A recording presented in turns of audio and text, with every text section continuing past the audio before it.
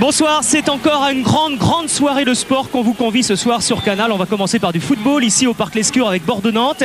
Et puis on ira faire quelques allers-retours également à Lyon, rejoindre Grégoire Margoton pour Lyon-Strasbourg qui est l'autre affiche de la journée puisque ce sont 2 matchs en retard de la 4e journée. Et on ira à 22h à Berlin pour le meeting d'athlétisme de Berlin. C'est une belle soirée. Philippe, on va commencer par Bordeaux-Nantes. C'est un match, les 2 équipes ont besoin de se rassurer, ont besoin des 3 points ce soir. Oui, je crois que Nantes, Jean-Claude Suaudeau a bien expliqué que les 2 derniers matchs nuls n'avaient pas été tout à fait de son goût. Et on va demander surtout à Gaëtan Var, c'est le plus simple, gardien suspendu malheureusement aujourd'hui. Et de nous dire simplement, Bordeaux, besoin de 3 points, oui. Urgence ou déjà ou pas? Urgence pour reprendre un peu de points parce qu'on est vraiment très mal et on est quand même assez bas. C'est pas la position souhaitée par le club et par notre public. On a énormément déçu la dernière prestation contre Monaco. Donc c'est urgent pour nous de prendre 3 points ce soir.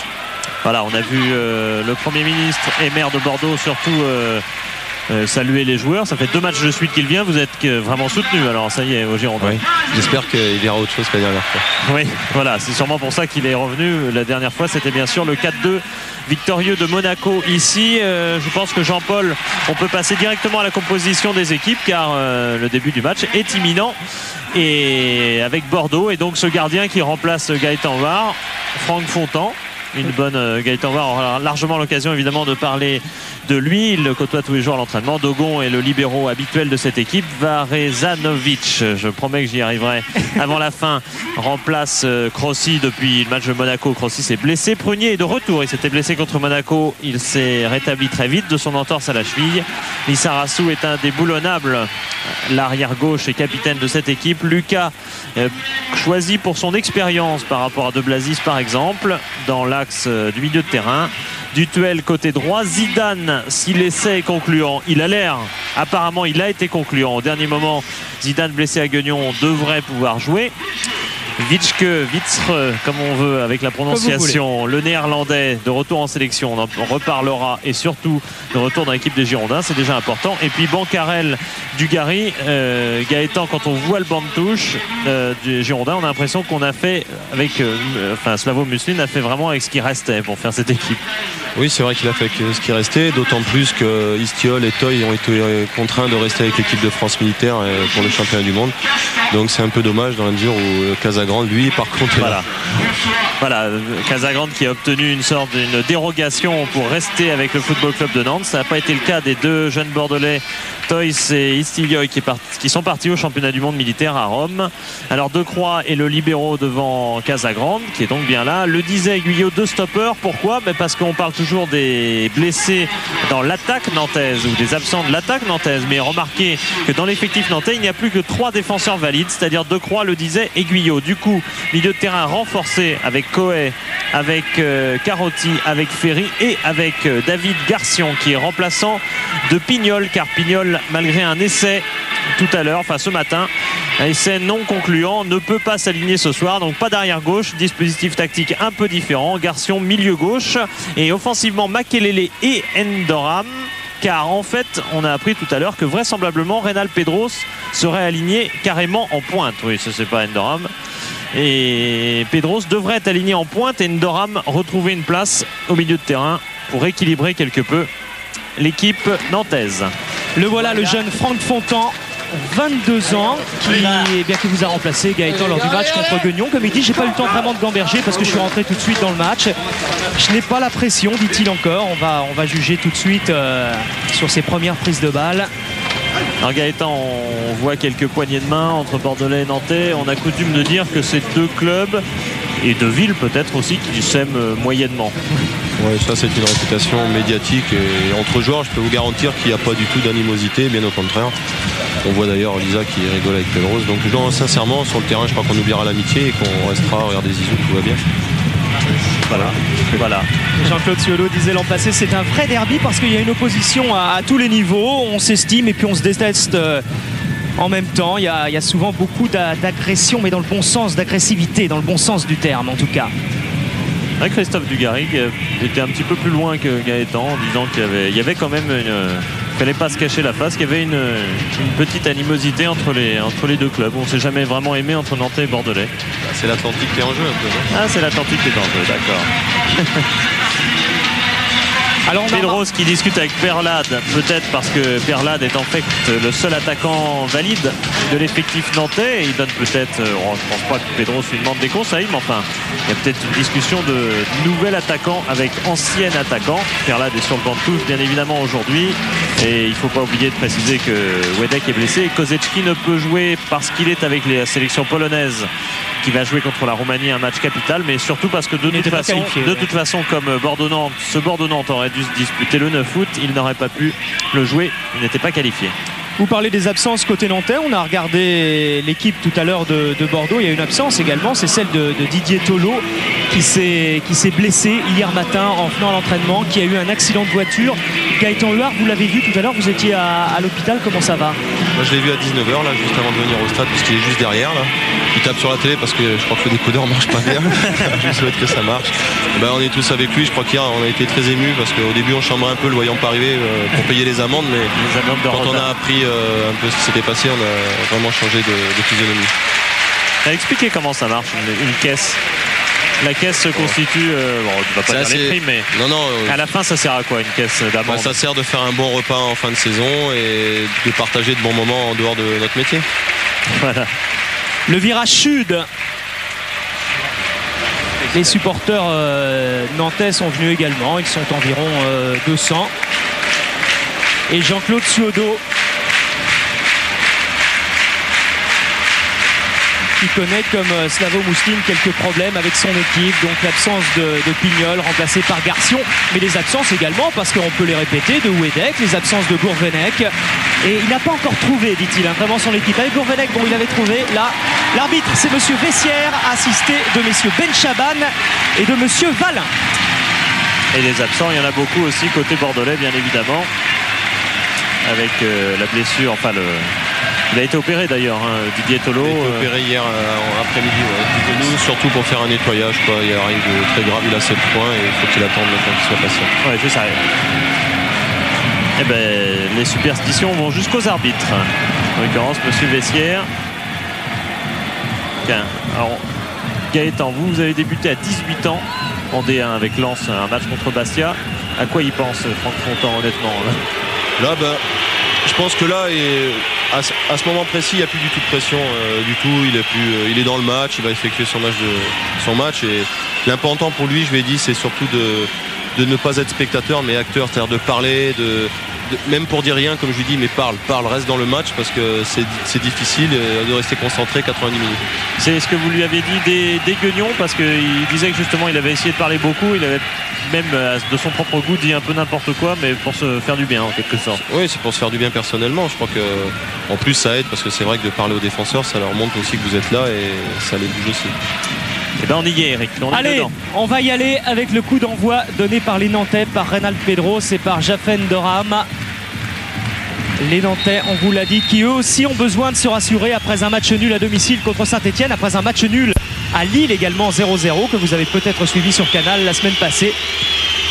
Et premier ballon et première faute de Richard Witschge, qui fait un excellent début de saison, le néerlandais, qui vient d'ailleurs d'être appelé en sélection nationale par Guus Hiddink. Oui, c'est une vraie nouvelle, car il est absent, enfin il n'avait plus été appelé depuis le 25 mars 92, c'est-à-dire 3 saisons complètes que Witschge est négligé par les différents sélectionneurs néerlandais qui se sont succédés. Et par exemple, il n'a pas joué la Coupe du Monde, au contraire de son frère Rob, qui est toujours à Feyenoord. Les Nantais toujours avec il n'y a pas grand monde dans la surface de réparation. Carotti qui est passé, qui est dans la surface, qui peut donner en retrait. Et ce sont les Bordelais qui vont pouvoir se dégager avec Zinedine Zidane. Ça a l'air d'aller pour Christophe Dugarry. Lissarassou est monté également côté gauche. Dugarry s'appuie sur lui. Vicente Lissarassou en 1 contre 1 face à Benoît Cauet qui réussit à centrer le ballon, qui revient sur Christophe Dugarry. Le crochet peut-être de Dugarry qui essaye de passer. C'est terminé. Voilà en tout cas, on va pas dire la première occasion, mais la première bonne action du match. Oui, et la première mise en rythme en quelque sorte de cette partie qui part justement très vite. Zidane derrière pour Dutuel. Attaqué par Ndoram, du duel qui conserve le ballon. On peut le donner pour Varezanovic, le Bosniaque qu'on connaît assez mal d'ailleurs finalement. Oui, c'est une histoire assez complexe. En fait, Gaëtan va me dire si je me trompe, mais il est arrivé dans la région il y a environ 4-5 mois à peu près, avec en fait logé chez un impresario qui avait récupéré 3 ou 4 joueurs bosniaques.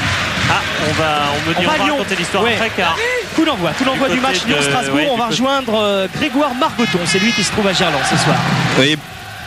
Et bonsoir messieurs, on n'est pas loin du coup d'envoi. Vous avez débuté, c'est vrai, 5 minutes avant nous. Il y a un duel d'Européens chez vous au Parc Lescure. Il y a aussi un duel d'Européens à Gerland. Et on espère, on a pris des grandes mesures côté lyonnais. C'est un match important. Regardez la preuve. Giroud, l'entraîneur d'Auxerre, a fait le déplacement.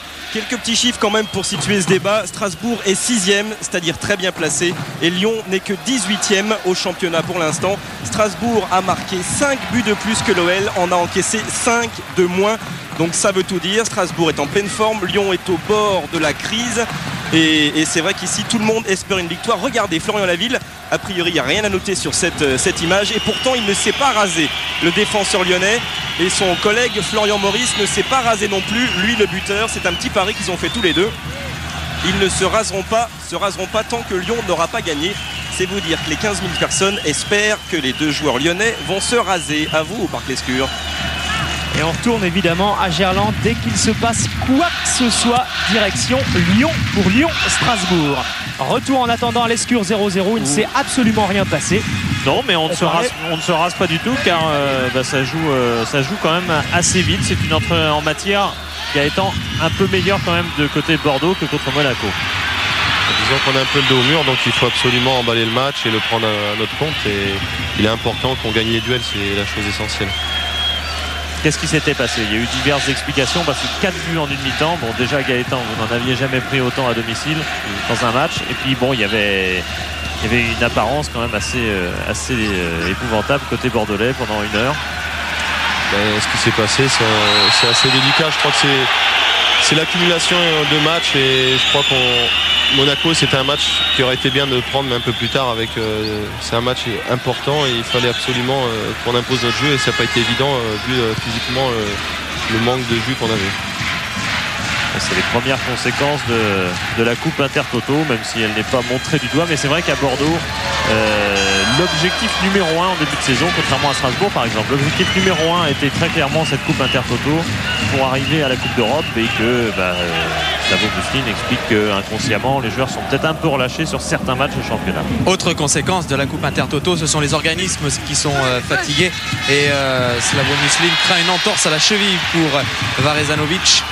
Tout comme Laurent Crossi, il va essayer de faire sa rentrée Varezanovic, mais Yannick Fischer est parti s'échauffer parce que Slavo Muslin n'est pas du tout optimiste. Intervention de Christophe Josse qui se trouve sur le bord du terrain ce soir. Le voilà, Varezanovic, donc qui va essayer de rentrer. Ce serait vraiment une mauvaise nouvelle pour Bordeaux parce que William Prunier souffre également d'une entorse de la cheville. Alors Crossi, il peut jouer, Crossi également il ne joue pas, Prunier peut jouer.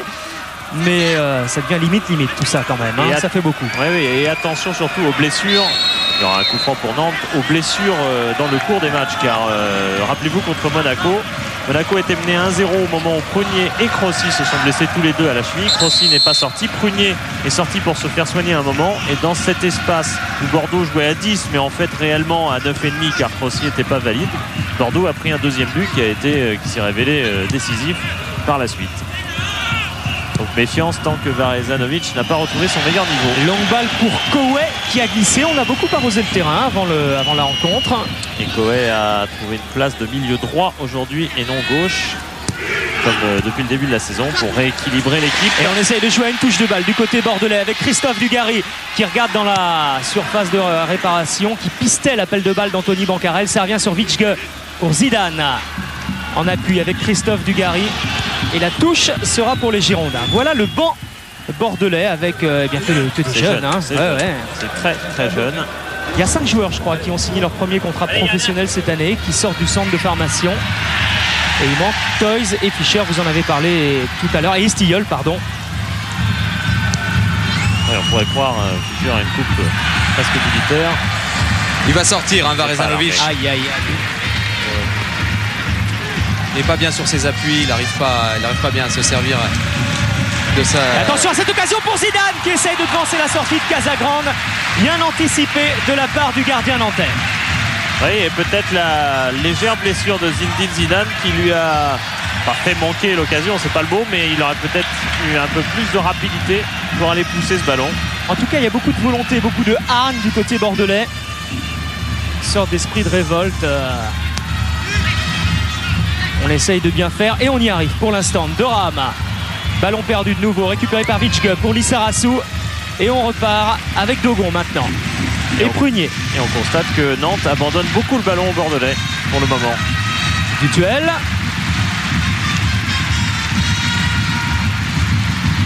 C'était pour Dugarry. Et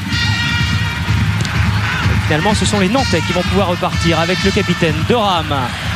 Et là, c'est là qu'on voit que Vitschke est beaucoup plus présent que l'an passé. C'est lui qui est allé chercher ce ballon dans les pieds de Doram. Dugarry face à Laurent Guyot. Il y a Ferry en second rideau et finalement Dugarry préfère repartir avec les bas arrières. Et Varezanovic qui peut toucher cette balle, mais enfin il boitille là. Dogon pour Lissarasu. Lissarasu repique dans l'axe avec Zinedine Zidane qui écarte jusqu'à Varezanovic. Il ne pourra sûrement pas en faire grand chose de plus. Ah oui, dès qu'il n'a pas le ballon, Varezanovic, on le voit boitiller. Et il se bat quand même pour aller chercher cette balle et essayer un grand pont. Ça ne passe pas. Casagrande. Il ne pourra pas aller plus loin, Varezanovic, c'est très clair. Sacrée histoire que ce joueur donc, qui était dans un stage en Italie, enfin un tournoi en Italie avec l'équipe nationale de Bosnie, qui n'est pas vraiment, alors qu'on revoit tout à l'heure l'occasion sur cette déviation de Dugarry. Là, Zidane est un tout petit peu court, s'il peut glisser et reprendre de demi-volée ce ballon, ça peut être le but. Autant que Casagrande est en train déjà d'anticiper sur un raté de Zidane. Les Bordelais avec Lissarasu. Complètement décalé, longue balle de Lissarasu qui sortira et Casagrande va pouvoir dégager. Ouais, donc Varezanovic était dans cette sélection bosniaque avec 3-4 des joueurs. Ils sont partis chez un impresario d'ailleurs qui habite dans la région de Bordeaux. Du coup, il était installé là il y a déjà quelques mois. Il a entraîné un petit peu avec la CN2 de Bordeaux et il a fini par convaincre suffisamment pour signer un contrat ici. Et malheureusement, entorse de la cheville, comme Crossi, comme Prunier, même si Prunier est sur le terrain toujours. Et il y en a un qui n'a toujours pas touché le ballon, je crois, c'est Franck Fontan. Peut-être sur cette attaque de Garcion qui a levé les yeux, qui joue en relais avec Pedros. Et c'est fini. Vitschke replié très très bas qui peut donner pour Fontan. Voilà, dégagement de Fontan, très applaudi. Le public sait qu'il a besoin de soutien, qu'il a besoin d'être aidé. Daniel Dutuel peut pousser cette balle. C'est bon, c'est bon, c'est bon. Pas facile, il s'annonce pas facile ce match pour Reynald Pedros. Récupère Yannick, c'est pas évident, c'est pas évident de rentrer comme ça. Est très jeune. Pour t'échauffer comme il faut. Cours Yann, cours. Yann, mouvement tout le temps. C'est David Marot tout à l'heure, on l'a vu sur le banc, qui est allé voir Franck Fontan pour lui souhaiter bonne chance. Et Mousseline qui encourage pour l'instant Fischer à courir un peu pour se chauffer tout simplement. Bon, l'échauffement est pas si loin, là il rentre quand même très tôt dans le match. Donc il s'est échauffé avec les autres, il n'y a pas de souci quand même. Prunier pour Christophe Dugarry qu'on recherche énormément, intervention de Guyot. Et toujours 0-0.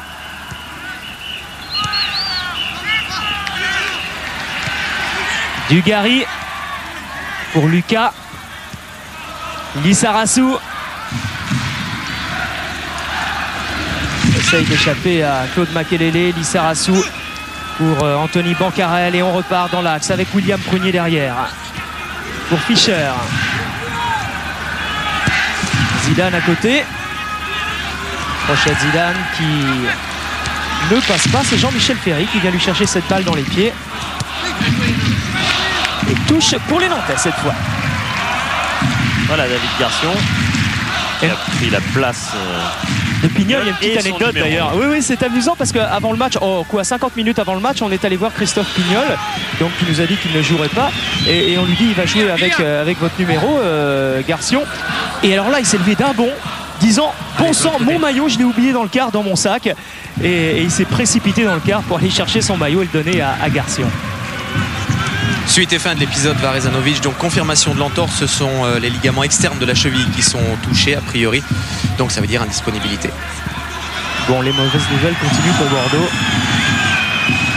Elle va bien venir cette mini-trêve avec le match de l'équipe de France la semaine prochaine pour pas mal de clubs, et notamment tous ceux concernés ce soir qui n'ont pas beaucoup joué en fait dans le tout début de saison. Enfin, je parle pas de Bordeaux et Strasbourg quand même, avec l'Intertoto ils ont été assez occupés, et surtout Nantes et Lyon, mais qui en ce moment rattrapent le terrain perdu de ce côté-là.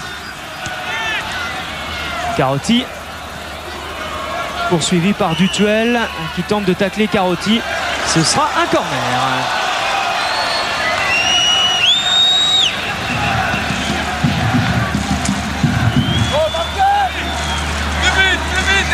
Vous entendez plus vite. Doram dans la surface, pris par Prunier. Et Laurent Guyot qui monte également pour tenter de placer sa tête. Et Fontan qui parle. Voilà, au deuxième poteau, dégagé par Fischer. Ce n'est pas terminé pour les Nantais avec ce Koué qui remet cette balle hors jeu de toute façon. Mais belle prise de balle et belle intervention de Franck Fontan. Et applaudissements de Gaëtan Var. Première intervention, même si hors-jeu, enfin hors-jeu sifflé en tout cas, ça fait du bien. C'est bien pour lui, c'est très bien qu'il puisse intervenir comme ça, il va se soulager lui et son équipe. Zidane qui est passé entre Pedros et Ndoram. Daniel Dutuel avec Lissarassou. Bordeaux qui continue d'avoir la maîtrise du ballon depuis le début du match, même si les actions des Bordelais ne sont pas encore tranchantes, saignantes. Ça va peut-être venir avec Dutuel gêné par Koué. Et Zidane largement au-dessus des buts de Casagrande. Et on va profiter de ce petit arrêt de jeu pour vous rappeler encore une fois que vous pouvez poser vos questions et gagner une surprise Canal+ en tapant le 3615 code C+, et vous pouvez également donner une note à cette rencontre. Voilà, le 3615 C+. Dégagement de Casagrande. Long dégagement, recherche la tête de Ndoram, c'est celle de Prunier. Faute de Dugarry sur Jean-Michel Ferry. Et plutôt l'inverse. Oui. Plutôt l'inverse. M. Vessière considère que Ferry attaque excessivement le ballon au-dessus de Dugarry. C'est vrai qu'il l'empêche avec son bras gauche, il l'empêchait quelque peu de sauter. Richard Witschge, comme souvent, pour tirer les coups francs. Petite balle en cloche pour la tête de Christophe Dugarry. Ça revient sur Ndoram en appui avec Pedros. Et il y a Claude Makelele qui est parti, vous le voyez en bas de l'écran. Pedros qui n'est pas attaqué, qui peut remonter cette balle avant de la donner pour Benoît Koué. C'est Lissarassou qui vient se jeter. Va-t-elle sortir? Oui. Et ce sera une touche. Et au désavantage de Benoît Koué. Et cela va être confirmé par ce double contre en quelque sorte. Les chiffres en tout cas ne parlent pas en faveur des Nantais, puisque lors des 11 dernières confrontations à Bordeaux, eh bien Bordeaux l'a emporté 10 fois, faisant un match nul. C'était l'an passé, un but partout. Et la dernière victoire de Nantes ici à l'Escure, ça remonte quand même à août 82, quand Nantes l'avait emporté 2-1. Zidane. Pour tout va bien pour l'instant. Witschge. Lissarassou. Et Dogon. Zidane, Witschge, on cherche des solutions. Witschge qui gêne avec Lissarassou. Makelele qui vient attaquer le jeune défenseur bordelais. Et faute de Ndoram. Et Lissarassou reste extrêmement solide dans tous les contacts, et on pourra remarquer que pour l'instant l'attaque nantaise est quasi inexistante, c'est-à-dire que Pedro c'est pas beaucoup plus attaquant que Ndoram en positionnement. On part de très loin, on va essayer de bâtir des comptes, mais en partant de très loin et sans véritable base offensive, sans point d'ancrage en attaque, si vous voulez. Je disais peu donné pour Garcion. Doram. Monsieur Vessière juge qu'il n'y a pas faute. Vitschke pour Christophe Dugarry. Centre de Dugarry. Contré, ce sera un corner pour les Girondins de Bordeaux.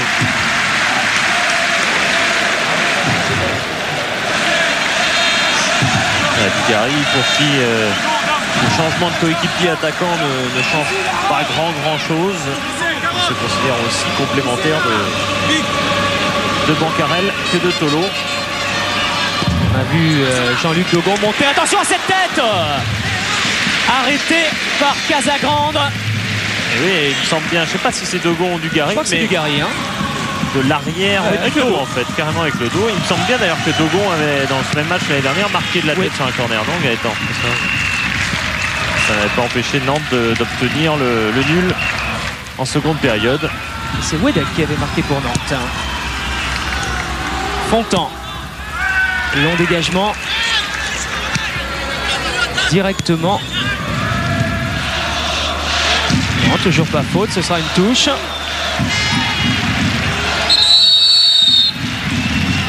Et monsieur Vessière qui se tourne vers Doram qui contestait sa décision. Et c'est Pedros qui vient calmer Doram. C'est un peu le monde à l'envers. On a connu Pedros parfois énervé vis-à-vis des arbitres. Doram, c'est beaucoup plus rare. Ça démontre peut-être un petit peu de fébrilité aussi côté nantais, je sais pas. Après les deux prestations moyennes, hein, on va pas dire mauvaise prestation, Philippe, parce qu'encore une fois les Nantais, le rappel, c'est pas la même équipe que l'an passé. Oui, mais il faut jamais oublier une chose, je crois, c'est que la saison dernière de Nantes était tout à fait exceptionnelle, et banaliser l'exceptionnel serait tout de même une erreur. On ne peut pas s'attendre à un même parcours cette année. Et cela dit, attention, même si l'équipe avait été la même, ça aurait été difficile de faire aussi bien que l'an passé de toute façon. Et si Nantes vient l'emporter ce soir à Bordeaux, les Nantais ne sont qu'à 3 points du Paris Saint-Germain. Ouais. Donc c'est quand même, ouais, ça reste un beau parcours, hein, pour l'instant. Oh, Pedros qui remet instantanément hors jeu de Carotti. Ça va être un match exigeant pour Carotti et Cohen notamment, qui sont deux joueurs qui peuvent profiter énormément de leur position arrière, enfin en partant d'un peu derrière au milieu de terrain, qui peuvent venir créer un peu de danger sur leur côté respectif, mais évidemment ça va être très exigeant pour eux. On va tout de suite aller à Lyon parce qu'il doit se passer des choses. Si Grégoire Margoton nous appelle, c'est qu'il se passe des choses là-bas. Direction Gerland. Ah oui, il se passe quelque chose, c'est clair. On va suivre cette occasion peut-être lyonnaise. Je vous ai rappelé tout à l'heure que Franck Sauzé n'était pas là pour Strasbourg, ainsi côté lyonnais que le libéro Jacek Bank, le polonais. Et coup franc rapidement joué, on laisse jouer Florian Maurice qui va tenter sa chance, qui frappe et qui ouvre le score pour l'Olympique Lyonnais. But de Florian Maurice, c'est son 4e but de la saison à l'attaquant lyonnais. Et regardez son numéro dans le dos, le numéro 9, c'est la 2e fois seulement dans sa carrière qu'il porte ce numéro. Il l'avait porté mardi contre Metz, il a marqué sur coup franc et il le porte ce soir pour la 2e fois après Bernard Lacombe et tant d'autres numéro 9 à l'Olympique Lyonnais. On passe ballon rapidement joué. Gava qui profite d'une collision malencontreuse entre Leboeuf et puis Djetou, et derrière Maurice qui enroule parfaitement sa frappe juste devant Wenzel. Le rebond et la petite chance du poteau. Lyon qui mène donc 1-0 après 13 minutes de jeu en première période. À vous Bordeaux. Et ici on n'a toujours pas marqué, toujours 0-0. Frappe lointaine de Dogon directement sur Casagrande. Et un petit peu plus de 20 minutes de jeu ici au Parc Lescure. Gaëtan, vous aviez dit à propos de Fontan que c'était un match idéal pour lui parce qu'il serait sollicité. Il ne l'est pas du tout. J'aime pas trop ces situations-là en tant que gardien, donc lui non plus, je pense. Et bon, ce qu'il a eu à faire, même s'il y avait hors jeu tout à l'heure, c'est bien, mais c'est vrai qu'on aimerait qu'il n'ait pas de travail et j'aimerais pour lui qu'il en ait un peu et qu'il le fasse bien. Ouais. Et le fait que Nantes se livre aussi peu offensivement, ça vous surprend? Pas trop, c'est vrai qu'il manque beaucoup de joueurs du côté nantais également, donc ça me surprend pas trop. Je pense que c'est un match qui va être assez serré, qui va se cantonner énormément au milieu de terrain. Alors, on ne le souhaite pas. Oui, on le souhaite pas. Faute de Garcion sur Bancarel. Et coup franc pour Bordeaux, joué par Daniel Dutuel. Longue balle en appui pour Anthony Bancarel. C'est Guyot qui peut dégager. Ndoram maintenant. Makelele est parti. Ndoram l'a vu. Il recherche Pedros. Vous avez vu, sans regarder, instinctivement. Cette fois, ça n'a pas abouti. Mais combien de fois on voit ces enchaînements réussir Ouais, ce qui faisait merveille l'année dernière, la seule différence, c'est que l'année passée, il y avait diverses solutions. C'est-à-dire qu'au lieu de jouer entre Makelele et Pedros, il pouvait aussi aller chercher une autre solution devant, alors que là, c'est beaucoup plus limité et plus facile, évidemment, à défendre côté bordelais. On se rend compte, en fait, c'est les mêmes joueurs, mais on se rend compte de la difficulté à jouer un football de qualité quand on n'a pas de base offensive. En fait, on ne peut pas développer le jeu. Ça change tout car Nantes n'arrive même pas à garder le ballon, ce qui est quand même plus surprenant. Et là, il n'y a pas vraiment de raison. Dutuel au-dessus. Début de Casagrande. C'est Gaëtan. Officiellement, le fait qu'il joue sans attaquant ne devrait pas empêcher Nantes de garder la balle. Et pourtant, le déséquilibre de l'équipe fait que votre défense peut monter un peu plus sur eux et les bloquer plus facilement.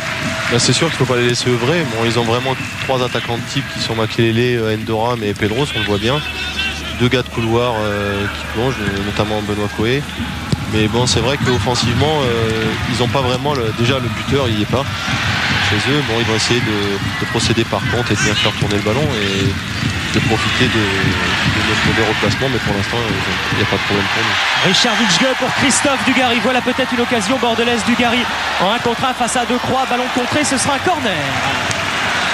Et on voit beaucoup Éric Decroix obligé d'aller couper sur les côtés.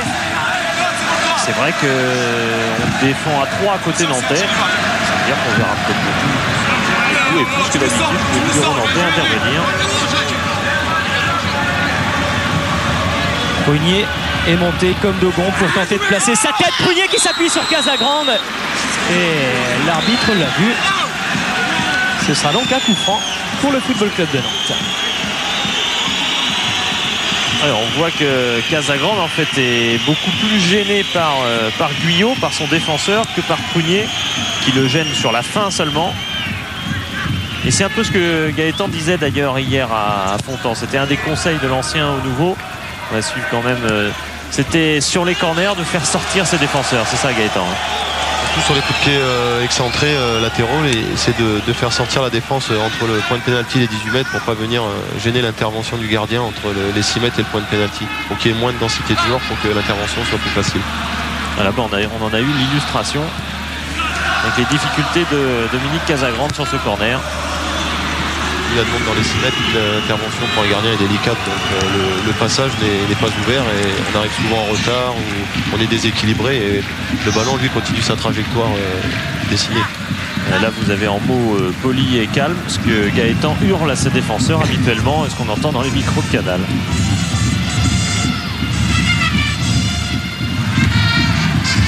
Doram qui glisse comme Benoît Coé tout à l'heure, et Dogon qui peut donner sur Daniel Dutuel. Petite pichenette pour Dogon qui remet, et c'est Coé justement qui intervient pour dégager loin devant son équipe et ôter tout danger de la surface de réparation nantaise. Avec grosse densité côté nantais, grosse densité défensive pour l'instant. William Prunier.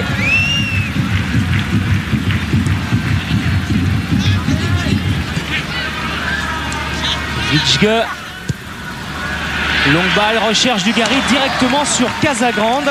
Alors il paraît qu'on a un petit problème d'image, de transmission. Eh bien, excusez-nous, maintenant tout va mieux, visiblement, on a eu ça.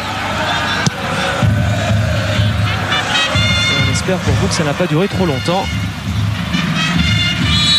Faute de Daniel Dutuel. Fait également un remarquable début de saison et qui a eu s'est très bien préparé avec de formidables vacances car il a été faire un raid en fait en montagne dans l'Atlas. Je ne me rappelle plus le nom du mont, mais je vais retrouver ça, le Toucal. Voilà, il a escaladé ça une semaine en tente, pâte au gaz et autres. La réussite est au bout de cet effort. Information tactique du côté nantais, Jean-Claude Soideau demande à son milieu de terrain, un peu à l'image de ce qu'on avait pu suivre à Lille, de remonter d'un cran. Ils sont un petit peu trop bas selon l'entraîneur nantais, les milieux nantais. Zidane pour Dugarry et Bancarel qui est parti. Ça arrive sur Decroix. Et ça va revenir sur qui? Sur Lizarazu ou Pedros? C'est Pedros qui hérite de cette balle. Face à Lucas, il choisit de changer d'axe.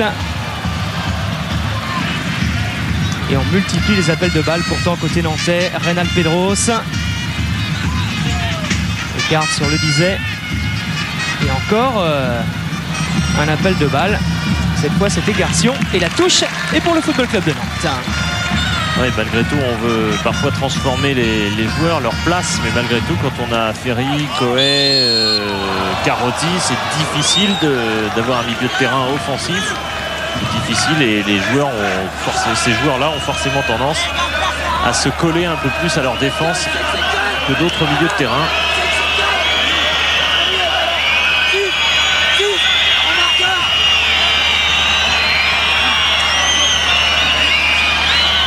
Temps qui donne de la voix, qui n'hésite pas à se faire entendre et à se faire écouter de ses partenaires. Attention à une frappe de loin peut-être, ballon trop excentré maintenant pour Claude Makelele qui va quand même le chercher et qui essaye de surprendre Christophe Dugarry, mais il y a Lizarazu qui couvre derrière. Et quand on n'a pas trop de monde offensivement, on cherche un peu plus l'action individuelle. Et on ne donnera pas tort en l'occurrence à Makelele qui était isolé sur ce côté, mais évidemment les chances de réussite sont limitées. Touche jouée par Benoît Koué pour Ndoram. Koué qui remet au centre dans le paquet. Et reprise contrée. Mais il n'y a aucun Bordelais devant, si bien que ce sont les Nantais qui vont pouvoir développer leur attaque de nouveau avec Éric Decroix. Cette fois, il n'y a pas hors-jeu puisque Dogon était derrière. Il y a peut-être un coup à jouer. Ndoram qui se précipite au centre. Dogon est sur la trajectoire du ballon.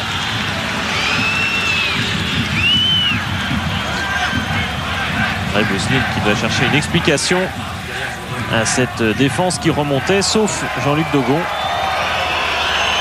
Lizarazu. À Guignon, vous avez beaucoup souffert sur les longs ballons de la sorte, Gaëtan. On a fait le contraire, c'est-à-dire que là, Jean-Luc a décroché comme on lui avait demandé à Guignon. Et à Guignon, par contre, on était tous alignés sur la même ligne. Et sur les longs ballons, les adversaires qui venaient de derrière passaient devant nous avec l'élan. Et ça a coûté un carton rouge à Gaëtan Var, qui a été exclu en prenant un ballon de la main en dehors de sa surface. Oui, là en l'occurrence, Slavo Muslim était plutôt mécontent parce que Yannick Fischer ne s'était pas occupé de Garcion sur le côté et il remontait dans l'axe. Et voilà, justement, Fischer. Quand on parlait de la difficulté de se repositionner quand on n'est pas naturellement à sa place, Fischer est un défenseur central en règle générale. Même si il y a un problème assez important depuis le début de saison. Comme on joue tous les 3 jours actuellement, il est difficile de travailler à l'entraînement tactiquement et d'éprouver les organismes qui le sont suffisamment par les matchs. Et donc sur le terrain, on fait plus ou moins de la mise en train, du décrassage, mais on n'a pas le temps de travailler, surtout que la défense change sans arrêt avec tous les blessés qu'on a. Oui, avec l'Intertoto, vous n'avez même pas fait de stage d'avant-saison en quelque sorte. Si, on a travaillé, mais disons qu'on a commencé le stage le 20 et le premier match était le 24, donc c'était vite réglé. Dugarry essaye de presser et il y arrive, il va peut-être récupérer cette balle. Voilà qui est fait. Face à Benoît Koué, Dugarry pour Lizarazu qui essaye de piquer au centre avant peut-être de frapper. Cette fois, ce sera un coup franc extrêmement bien placé quand on connaît la frappe de Zinedine Zidane. Et en tout cas, on a été convaincu une fois de plus de la volonté de Lizarazu qui s'était lancé dans un raid qui paraît déraisonnable presque quand on est entouré comme ça de 3-4 Nantais. Et ben, quand on va au bout, et ben, on obtient quelque chose. La récompense, c'est ce coup franc. Il y a un murmure dans le public qui sait que Zidane aime ce genre de choses. C'est une occasion de but pour Bordeaux quand il y a un coup franc à cette distance-là et de ce côté-ci. Et Casagrande le sait aussi. Oh, il y est! But de Zidane! Coup franc direct! Et le voilà, Zinedine Zidane qui ne devait peut-être pas jouer ce match, qui offre le premier but aux Girondins de Bordeaux. Il est vraiment magnifique ce coup franc. Casagrande peut en vouloir surtout à Zidane car vraiment la frappe a été vraiment exceptionnelle. On peut même dire que Gaëtan Var nous faisait la remarque en regardant l'écran. On peut même dire que Casagrande anticipait plutôt de ce côté-là car il était de côté mur, il était quasiment au milieu de son but alors qu'il aurait pu se placer un peu plus à gauche et malgré tout il ne peut vraiment rien faire. C'est encore un coup franc que Zizou marque au-dessus du mur, donc des fois je discute avec Zizou et je lui dis des fois change parce que si j'étais contre toi je sais que j'anticiperais plus souvent du côté du mur, mais bon quand il est placé comme ça, même quand c'est difficile pour un gardien d'intervenir. Ouais, on peut dire qu'il était très bien placé puisque la balle a touché le poteau avant de rentrer. Il est travaillé à l'entraînement, Zinedine Zidane, c'est coup franc avec vous, Gaëtan. Je vais être sincère, c'est vrai. S'il travaillait avec le don naturel qu'il a, c'est coup franc. Mais bon, on peut pas lui enlever déjà le pourcentage de réussite qu'il a parce qu'il est énorme déjà, sans travailler. Il y avait une anecdote d'ailleurs, je parlais avec Zinedine hier. On va suivre Endorm d'abord. Oui. Gêné, il y a deux Bordelais face à lui, Dogon et Vitschke. Endoram ne réussit pas à s'en sortir. Vitschke loin devant, là encore pour ôter tout danger. Ça repart avec Eric Decroix. Les Nantais qui vont peut-être se découvrir maintenant, menés 1-0. Decroix de nouveau. Personne à gauche et la touche qui profite au Bordelais et Mousseline qui encourage ses joueurs. Oui, parce qu'il y avait pressing un peu collectif un peu partout et ça a obligé les Nantais à jouer long et mal. Et je disais, oui, Aimé Jacquet au dernier stage de l'équipe de France a demandé à Zidane s'il voulait tirer les pénaltys. Et bon, Zidane un peu étonné parce qu'il ne les tire pas à Bordeaux, il ne les a jamais tirés dans son club, donc il a répondu non à Aimé Jacquet. Et finalement on a dit ce sera Ginola, mais Ginola est sorti, donc ça n'a pas été Ginola. Ce sera en deuxième Lissarassou, et c'est Lissarassou qui a tiré contre la Pologne. Et d'ailleurs Zinedine a rajouté derrière, ça c'est la petite histoire pour l'équipe de France, et Zinedine a rajouté derrière, les pénaltys non, ça m'intéresse pas tellement, mais les coups francs c'est plus loin, mais ça j'aime bien. Lissarassou qui tire à Bordeaux d'ailleurs, généralement. Oui, c'est Lissarassou qui tire les pénaltys et qui a tiré contre la Pologne. Et qui d'ailleurs a corrigé juste derrière. Ouais. Est-ce qu'on... Avec Slavo Muslin, la réaction sur le but, il vaut mieux avoir dans ce genre de match où souvent il y a des décisions sur un coup de pied, il vaut mieux avoir un Zinedine Zidane dans son équipe. Tout à fait, ça fait plusieurs fois depuis le début de saison qu'il marque sur le coup de pied arrêté. C'est important d'avoir un joueur qui peut faire la décision sur un coup franc. Autre point tactique dans le jeu, là plus précisément vous demandez souvent à vos joueurs d'écarter beaucoup. Oui, tout à fait, d'écarter au maximum parce que les Nantes qui jouaient derrière et on avait du mal à passer. Et ils jouent derrière, serré, alors il faut passer sur les côtés, être patient. Maintenant on mène 1-0, c'est à eux d'attaquer, de procéder un peu par les contres. Et c'était le cas justement, ces contres avec Carotti, séché par Fischer et coup franc un petit peu plus excentré quand même pour les Nantais. Plus difficile à jouer que le coup franc de Zidane tout à l'heure. Mais c'est vrai que des coups francs directs finalement, Philippe, on n'en marque pas beaucoup. Il y avait une statistique je crois dans l'équipe récemment. Comme quoi c'était combien de tête? Je crois que c'était 3,2% des buts l'an passé qui avaient été marqués sur coup franc direct. C'est très très faible, on parle énormément des coups de pied arrêtés. Bon, il faut y ajouter les corners, mais là non plus c'est pas énorme. Alors, Koué ou Pedros? Il n'y a pas tant de buts que ça sur coup de pied arrêté, peut-être plus en Coupe d'Europe qu'en championnat d'ailleurs. La Guyot est montée. Ce sera Benoît Koué qui enveloppe sa balle. Et nouvelle belle intervention de Franck Fontan. Ça y est, là il est dans le match, il est complètement rassuré. Gaëtan, il est... C'est le ballon idéal ça. Ouais, bien sur lui. Il accompagne le geste. C'est un petit peu plus facile son premier arrêt qu'il a eu à faire en première division à Guignon, puisque sur le coup franc qui a suivi la sortie de Gaëtan, il a fallu qu'il arrête un coup franc de Fantzel. Un peu plus difficile, il y avait un rebond devant. J'ai pas eu le droit de le voir parce que j'étais heureusement. D'accord. Jean-Luc, fais tourner, de ne pas perdre, jouer long un peu. Alors regardez le jeu des pieds.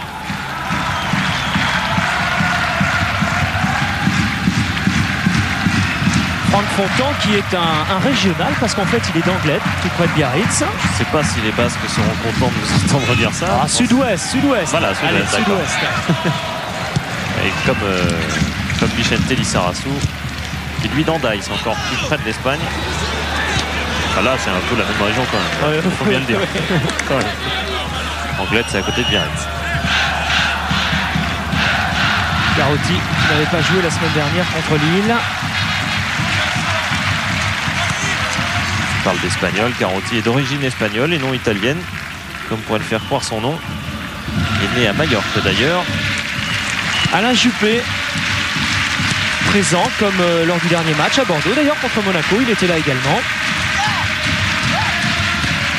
Et les Nantais qui repartent côté gauche comme souvent depuis le début de la partie. Là c'est Endoram enfermé. De quoi vous a parlé le Premier ministre Gaëtan? La dernière fois. Je crois qu'on sortait de l'échauffement, donc on est passé devant lui, on lui a serré la main et on n'a pas trop eu le temps. Il a bien vu qu'on était pris par le match. Vous l'avez reconnu quand même. Oui. On Non, avait mais- beaucoup de monde autour, on s'est dit il doit être au milieu là. Prunier avec Lucas qui écarte jusqu'à Lissarassou. Il y a Vichga au milieu qui réclame cette balle en relais avec Zinedine Zidane. Le ballon qui circule bien côté bordelais où on attend effectivement maintenant, c'est au Nantais de venir presser, de venir chercher ce ballon. Et le mieux pour attendre les Nantais, ça reste quand même d'avoir le ballon dans ses pieds comme le font les Bordelais tranquillement. Zidane, Dugarry est parti, Zidane l'a vu, voilà Dugarry qui va pouvoir frapper, frappe croisée et deuxième but bordelais, Christophe Dugarry qui double la mise. Quel bonheur et quelle joie pour Christophe Dugarry. Et qui est parti en pèlerinage à genoux. Pèlerinage car il n'avait pas connu encore la réussite en championnat cette saison. Et ça lui manquait d'autant plus. Bon, on va d'abord disséquer cette action qui est magnifique. Dans cette action, vous aurez noté, c'était toute la base de l'équipe girondine qui a eu la balle. On a combiné avec Zidane et Dugarry pour la fin. Et la balle de Zidane est parfaite, le contrôle de Dugarry est parfait, la frappe est parfaite, il n'y a rien à redire sur un but comme ça. Mais vous aurez remarqué que sur tout le début de l'action, c'était Vichga, c'était Lissarassou, c'était Zidane, c'était tous les patrons un peu de l'équipe bordelaise qui conservaient le ballon avec calme, avec sûreté, au mieux. Et puis à la fin, il y a eu l'éclair. L'éclair, c'était Zidane, c'était Dugarry. Oh là, intervention de Fontan parce que ce ballon, il prenait peut-être bien la direction des buts. Ah, au milieu, c'était la barre. Et en tout cas, Dugarry qui fait taire ses détracteurs, hein, parce qu'on en a beaucoup parlé ces dernières heures. Oh, il y a quelques articles, oui, ce ballon elle est très certainement au fond des filets. On va suivre ce corner, mais Fontan qui réalise pour l'instant un sans faute côté bordelais. Dégagement de Zinedine Zidane et Vichga qui se précipite pour être le premier sur ce ballon et le donner à Anthony Bancarel qui va peut-être jouer le 1 contre 1 face à Le Dizet. C'est Pedros qui revient à toute vitesse pour gêner Bancarel. Intervention de Le Dizet et de Pedros. Et les Nantais peuvent repartir. A beaucoup d'inquiétude évidemment chez Suodo parce qu'on est quand même, c'est le 13 septembre je crois, le premier match européen contre Porto. Lissarassou. Avec des inquiétudes sur l'équilibre de son équipe qu'il ne trouve pas. Il l'a cherché aujourd'hui. Oh. Endoram qui tente le lob parce qu'il a vu que Fontan était avancé. Il était quasiment à la limite des 16 mètres. Un peu. Christophe Pignol est sur le banc mais blessé donc n'est pas sur la liste des 16. Oui, il souffre du genou. Il a un gros hématome dans un choc avec Seychelles lors de la dernière journée. Il pourra jouer demain mais pour l'instant... Il y avait un pari Gaëtan. Alors là, je ne sais pas du tout. Non. Je sais qu'on a rigolé une fois parce qu'on a vu faire salater une équipe étrangère et ça nous avait fait rire. Dernièrement. Je crois que la chenille ne s'est pas agrandie. Ah bon. Et Dugarry qui répond par les chiffres, par ce but d'abord à tous ceux qui le critiquent. L'an passé, 10 passes décisives et 9 buts en 33 matchs. Et il dit c'est vraiment ridicule de mettre la pression à 23 ans, surtout à ce poste qu'on ne demande pas de jouer comme Papin, qu'on ne demande pas de jouer comme Onis. Je donne des ballons et je marque. Et pour l'instant, il a fait que 3 matchs comme titulaire en équipe de France et tout, dont un contre l'Australie où il disait que c'était un vrai match de water polo. Ouais, c'est vraiment rien faire. C'est ça qui est troublant dans les critiques. Je pense que Gaëtan, avec son expérience, nous rejoindra dans ce type de critique en expliquant que Zidane et Dugarry, c'est 0 but en équipe de France, ce qui n'est même pas vrai d'ailleurs, parce que Zidane avait marqué 2 buts ici Slovaquie. contre la Tchécoslovaquie. Mais enfin, c'est des critiques comme ça. Alors que ces joueurs ont 3-4 sélections maximum, c'est oublié qu'un Jean-Pierre Papin, par exemple, a mis un temps fou à marquer beaucoup de buts en équipe de France. Il faut savoir si les journalistes veulent construire ou veulent détruire. Donc il faut laisser travailler les jeunes, il faut laisser travailler Méjaquier avec son groupe. Et c'est vrai que Christophe n'avait pas encore trouvé le chemin défilé, mais bon, ce soir, la meilleure réponse, je lui ai dit, donne-la sur le terrain, Christophe marque, et c'est la meilleure réponse que tu peux donner à cela. Et voilà qui est fait. Il a suivi au mieux le conseil et il faut d'autant plus laisser les jeunes travailler que vous avez sans doute remarqué que la Coupe du Monde 98 sera en France et au-delà de l'Euro 96 qui certes a son importance, c'est quand même ça avant tout qu'on prépare.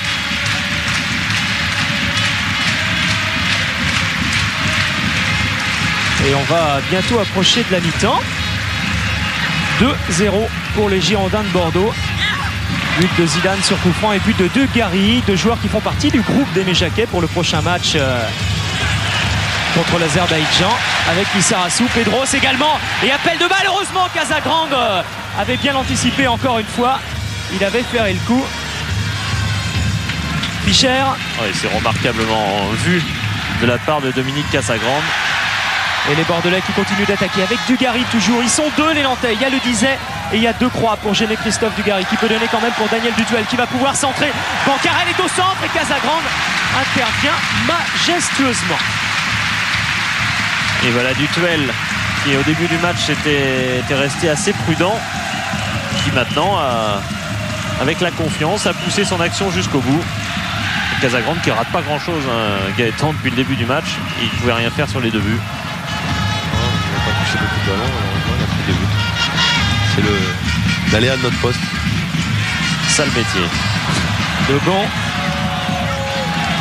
qui remplace Didier Sénac qui doit être là en principe ce soir d'ailleurs. Lui qui jouait hier soir à Marseille. Un but partout entre les deux équipes avec Toulouse. Alors pour qui cette touche? Carotti voulait la jouer, finalement elle est bordelaise. Et c'est Fischer qui va s'en emparer. En tout cas on assiste à une belle rencontre. On a des buts, on a du beau jeu. C'est vrai qu'on aimerait peut-être voir les Nantais de l'an passé.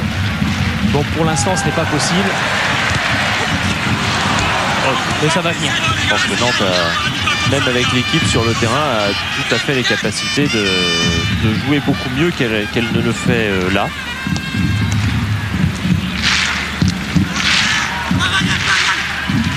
Dugarry, encore et toujours pour Jean-Luc Degon. On repart avec Vitschke, beaucoup de sérénité dans cette équipe bordelaise. C'est vrai que quand on mène 2-0, on peut jouer à une touche de balle. C'est la philosophie mousseline. C'est dommage, il est obligé de siffler bien sûr. Monsieur Vestiaire et Zidane ne lui en veut pas. Il sait bien qu'il a fait main, mais c'est très agaçant de gâcher une action qui avait été superbe. On aurait pu croire en voyant cette action que c'était les Bordelais qui avaient travaillé le tennis ballon cette semaine, alors que c'est les Nantais qui ont fait ça hier à l'entraînement. Garcia en appui avec Reynald Pedros. Il a tenté de partir, Garcia. C'est Fischer qui récupère cette balle. Daniel Dutuel. Oh, accrochage. Il faut calmer tout de suite. Ouais.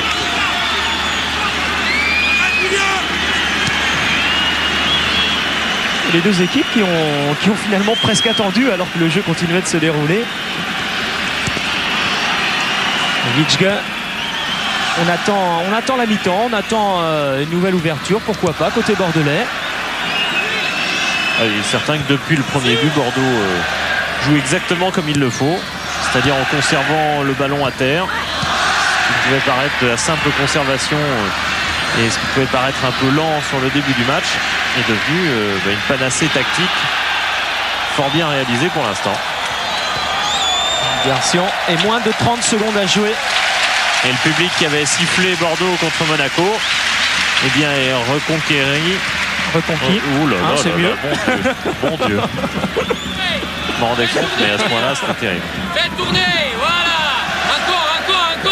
Encore pour toi.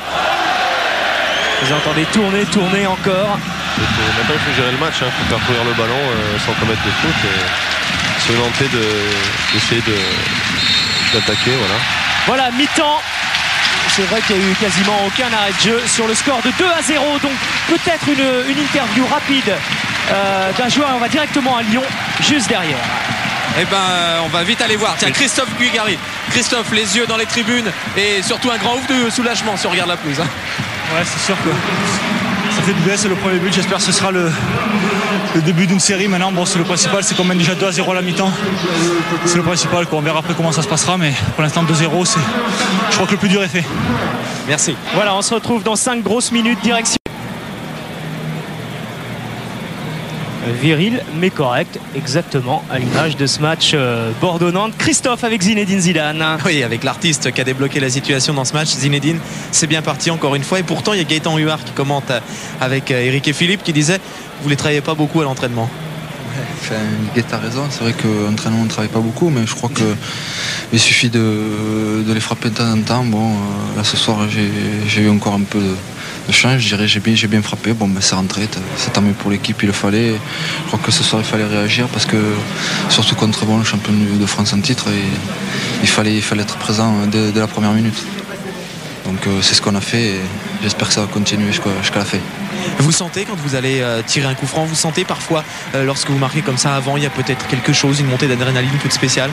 Non, c'est sûr que quand on est devant le but comme ça, on a toujours envie de la marquer et c'est vrai que bon, je vais pas dire que on le sait qu'on va le mettre au fort, mais bon, des fois on y pense fort et avec une bonne frappe on arrive à marquer.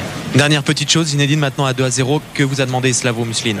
De continuer la même chose, je crois qu'il va pas falloir baisser le pied et surtout ne pas prendre de but et si on ne prend pas de but on gagnera ce match. Merci. Oui, c'est certain maintenant. Gaëtan, il parlait Zinedine un petit sensation qu'on y croit très fort, c'est un peu comme le putt au golf, et inversement, est-ce que le gardien a parfois la sensation qu'il est pas bien sur un coup franc?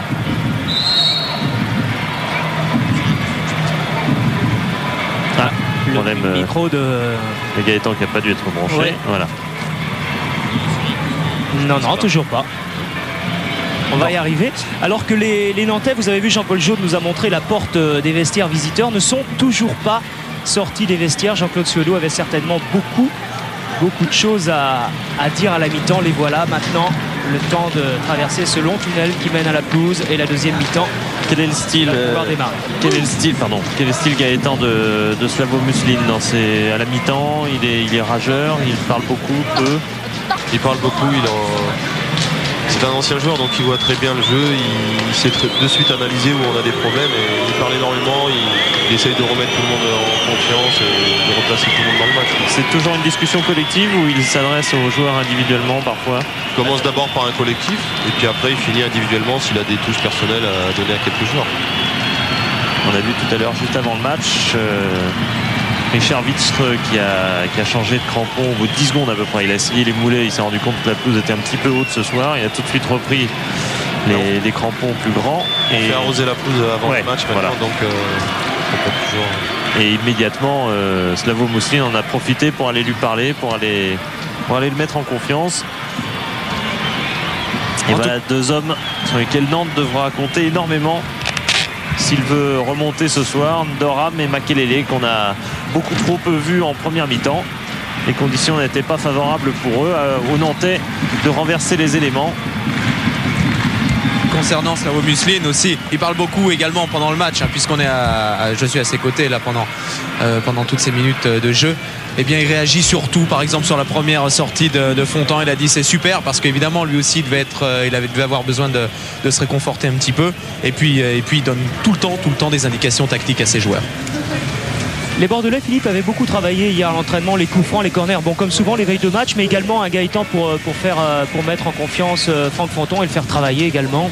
On le fait, je veux dire, quand je suis également dans le but, on le fait systématiquement les veilles de match. Et c'est un peu personnellement, j'ai demandé ça à Slavo de le faire parce que c'est vrai que les coups de pied arrêtés sont très importants. Ils font souvent la décision. Il y en a l'exemple même ce soir de travailler ça, c'est très important.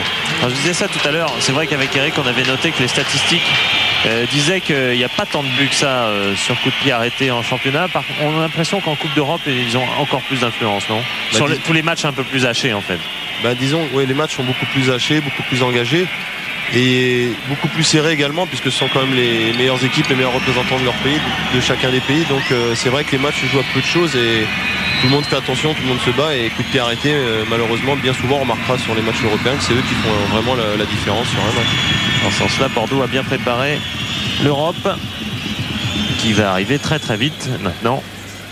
C'est dans moins de 2 semaines. Et pour Nantes, et pour Pedros, et pour les Bordelais. Alors que Dugarry et Pedros ont été de la même génération espoir. Ils ont partagé quelques bonnes campagnes jusqu'en demi-finale du championnat d'Europe l'an passé, en 94. Belle image et beaucoup de respect de part et d'autre. Alors que le soleil est en train de se coucher, vous le voyez sur le parc Lescure. C'est un peu la fin de l'été. D'ailleurs, vous parlez de la fin de l'été. Jean-Paul a mis les caméras au-dessus, ce qui permet d'avoir cette vue du toit. Oui, vous parlez de la fin de l'été, c'était entraînement à huis clos hier pour les Bordelais. C'est Slavo Mousseline qui veut un petit peu ça parce qu'il dit les vacanciers sont pas loin. C'est vrai que les veilles de match, il y a beaucoup de monde. Il y a le Cap Ferret, il y a Arcachon, il y a tout ça qui n'est pas loin. Les joueurs sont sollicités. Il y a le Pila. Donc il faut y répondre à leurs sollicitations. Il faut les préserver un petit peu de temps en temps de tout ça. Bordeaux tout de suite à l'attaque avec Anthony Bancarel. Centre de Bancarel qui n'aboutit pas. Et c'est Dugarry qui se jette pour donner à Fischer. Frappe de Fischer à ras de terre à côté des buts de Casagrande. Et les jeunes comme Fischer, en tout cas Philippe, qui n'hésite plus, qui n'hésite pas. En confiance et aussi avec ce score de 2-0. Si Bordeaux avait eu énormément de mal à rentrer dans le match contre Monaco, Mousseline insistait pour dire que ça avait été une exception, que les autres matchs, en règle générale, Bordeaux n'avait pas de mal à y rentrer. Et les débuts de deuxième mi-temps sembleraient le confirmer côté Girondin. Makelele avec un Durham, ballon qui revenait sur William Prunier, accroché par Claude Makelele. Et là c'est pareil, la cheville de Prunier a l'air de tenir. Oui, c'est Makelele qui prend le bras de Prunier, qui s'était blessé très bêtement d'ailleurs contre Monaco, dans un trou de la pelouse. Il nous disait que c'était pas la première fois d'ailleurs qui jouait avec une petite entorse comme ça, qu'à Auxerre ça lui était déjà arrivé, bien strappé. Bon. Ouais, je crois que les joueurs jouent plus souvent avec une petite blessure que sans rien, Gaëtan, non? Ouais, on jouerait pas souvent, la plupart. Si on ne joue pas avec des bobos, je crois qu'il faut faire l'impasse et se faire mal et se faire violence et ne pas penser souvent à la blessure.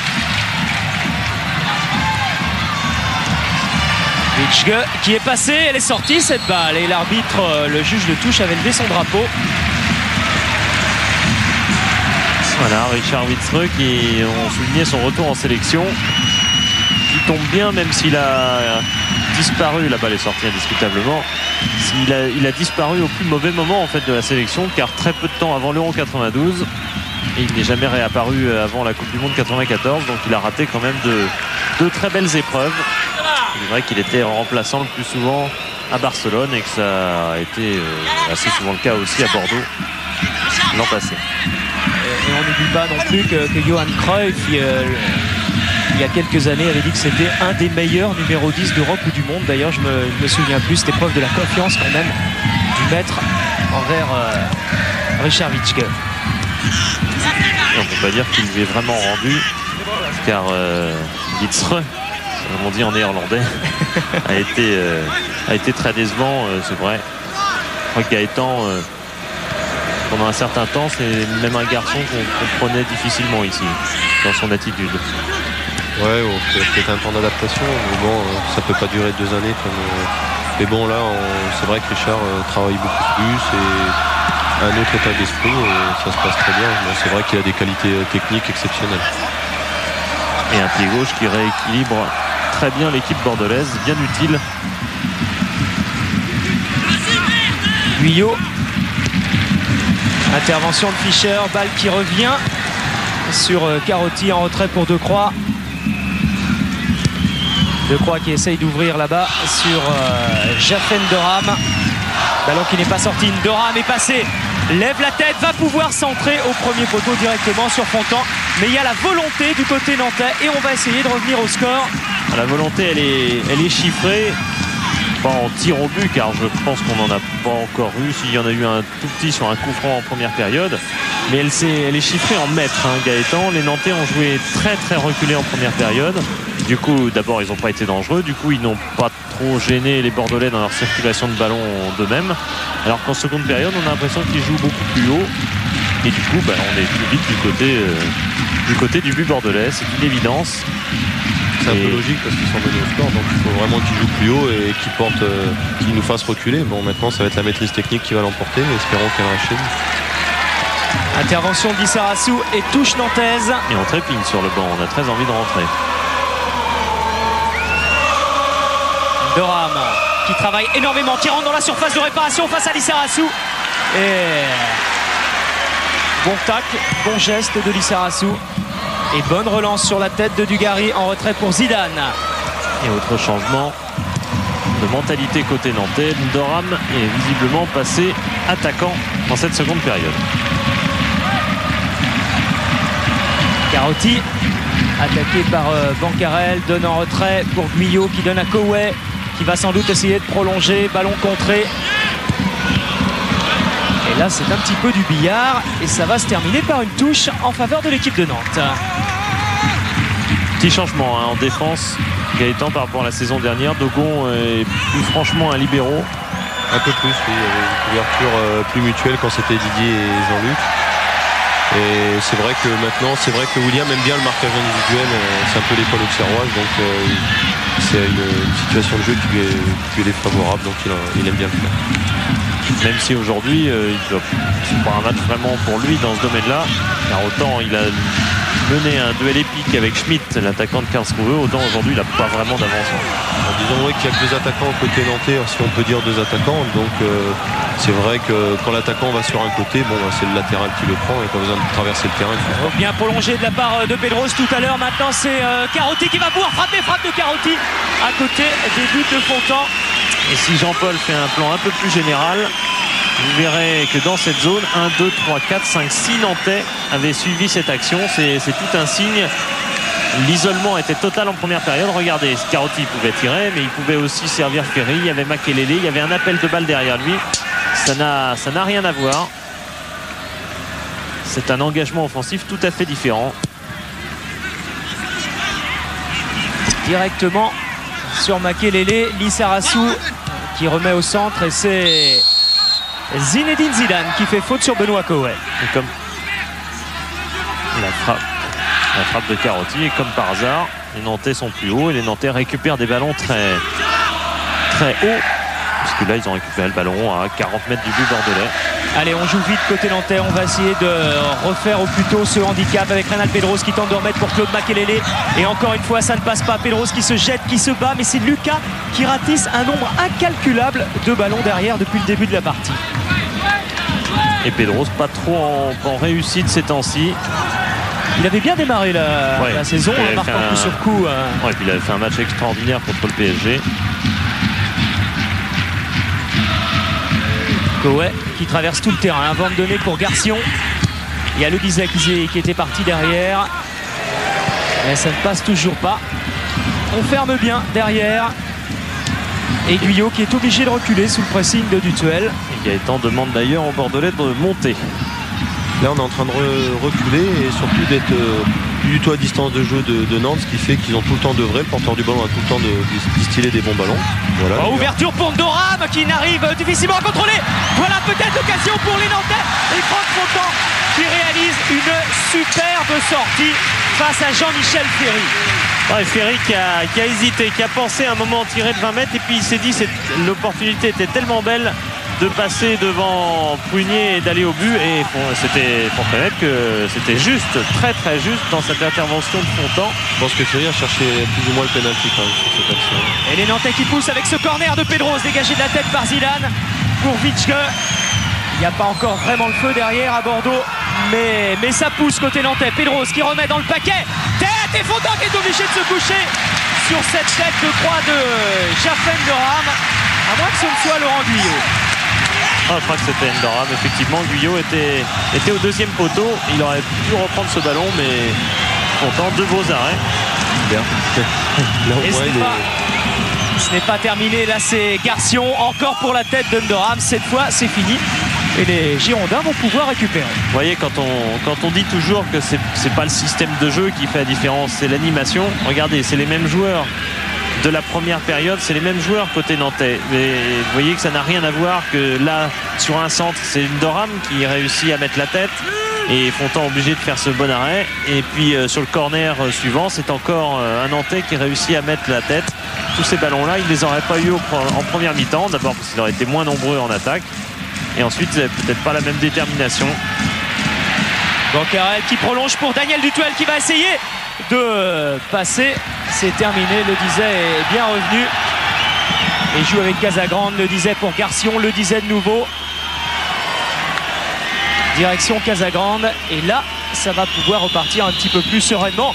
Quoique il y a toujours le pressing et Casagrande est obligé d'envoyer loin devant, ballon qui va profiter à Ndoram. Les deux défenseurs bordelais se sont gênés. Ndoram dans la surface de réparation, attaqué par Jean-Luc Dogon qui joue parfaitement le coup, et Fontan est derrière.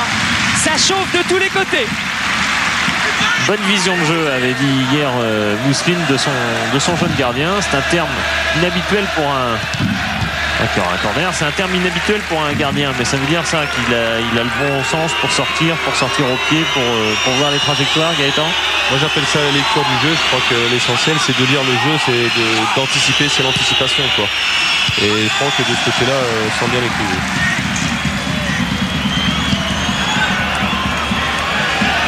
C'est vrai que c'était étonnant de voir Franck Fontan hier qui disait non, je n'ai pas la pression, tout va bien, Nantes-Bordeaux, je n'ai jamais connu ça. Et finalement, les faits lui donnent raison. Garcion, crochet sur Vitschke. Garcion qui récupère cette balle. Lardonne au centre sur Koué, étonnamment seul, qui peut prolonger jusqu'à Pedros. Et frappe écrasée. C'est quand même... Ce sont de véritables occasions que sont en train de se créer les Nantais.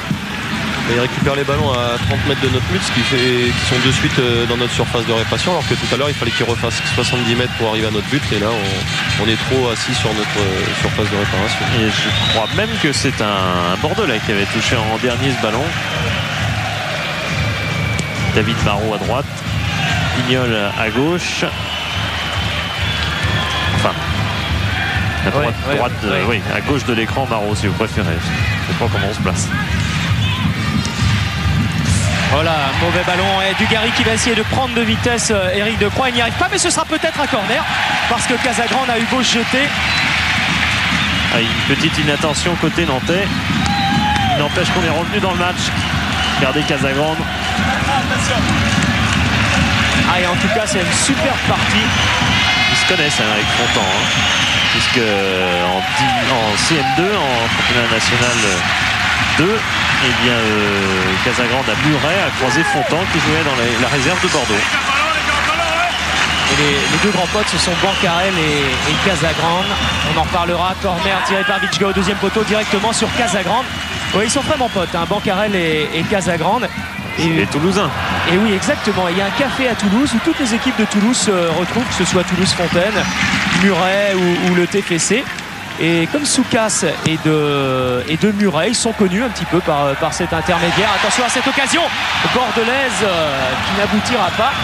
Et Bancarel rappelait même une anecdote, c'est qu'il avait rencontré Casagrande avec le TFC contre Muret en Gambardella.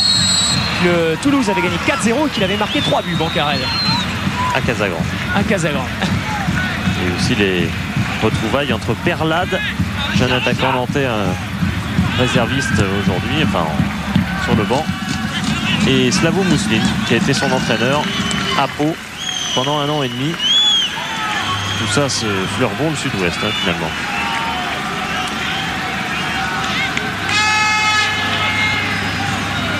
Redoux a l'air plus précipité que les autres dans l'échauffement. De Blazis également côté bordelais.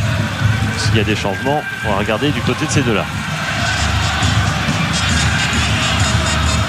Casagrande qui relance à la main pour Éric Decroix. Voilà. Et ce sera peut-être bien le premier changement à Nantes. Prunier qui intervient juste devant Ndoram. Touche pour les Nantais et qui continue de pousser. Les intentions sont là. Et c'est vrai que si Nantes réussissait à revenir à 2-1, eh bien ça relancerait complètement le match. Et pour l'instant, Bordeaux tient 2-0. But de Zidane et de Dugarry. Bordeaux qui bénéficie ici d'un coup franc. Alors on se précipite évidemment un petit peu moins pour les jouer. Voilà, la faute de Guyot. Il n'était pas une évidence d'ailleurs. Richard Vitschke, Dugarry qui appelle cette balle. Elle est pour Bancarel. Daniel Dutuel était hors jeu. Bancarel a choisi de frapper au-dessus. Il a dû retrouver Gaëtan un petit peu de confiance en étant titulaire contre Monaco et en marquant. Oui, il a marqué un très joli but d'ailleurs. Et c'est vrai que c'est toujours difficile la concurrence, mais c'est un peu, surtout au niveau des attaquants, on a besoin dans une saison d'avoir plusieurs attaquants. Bon, Slavo fait ses choix.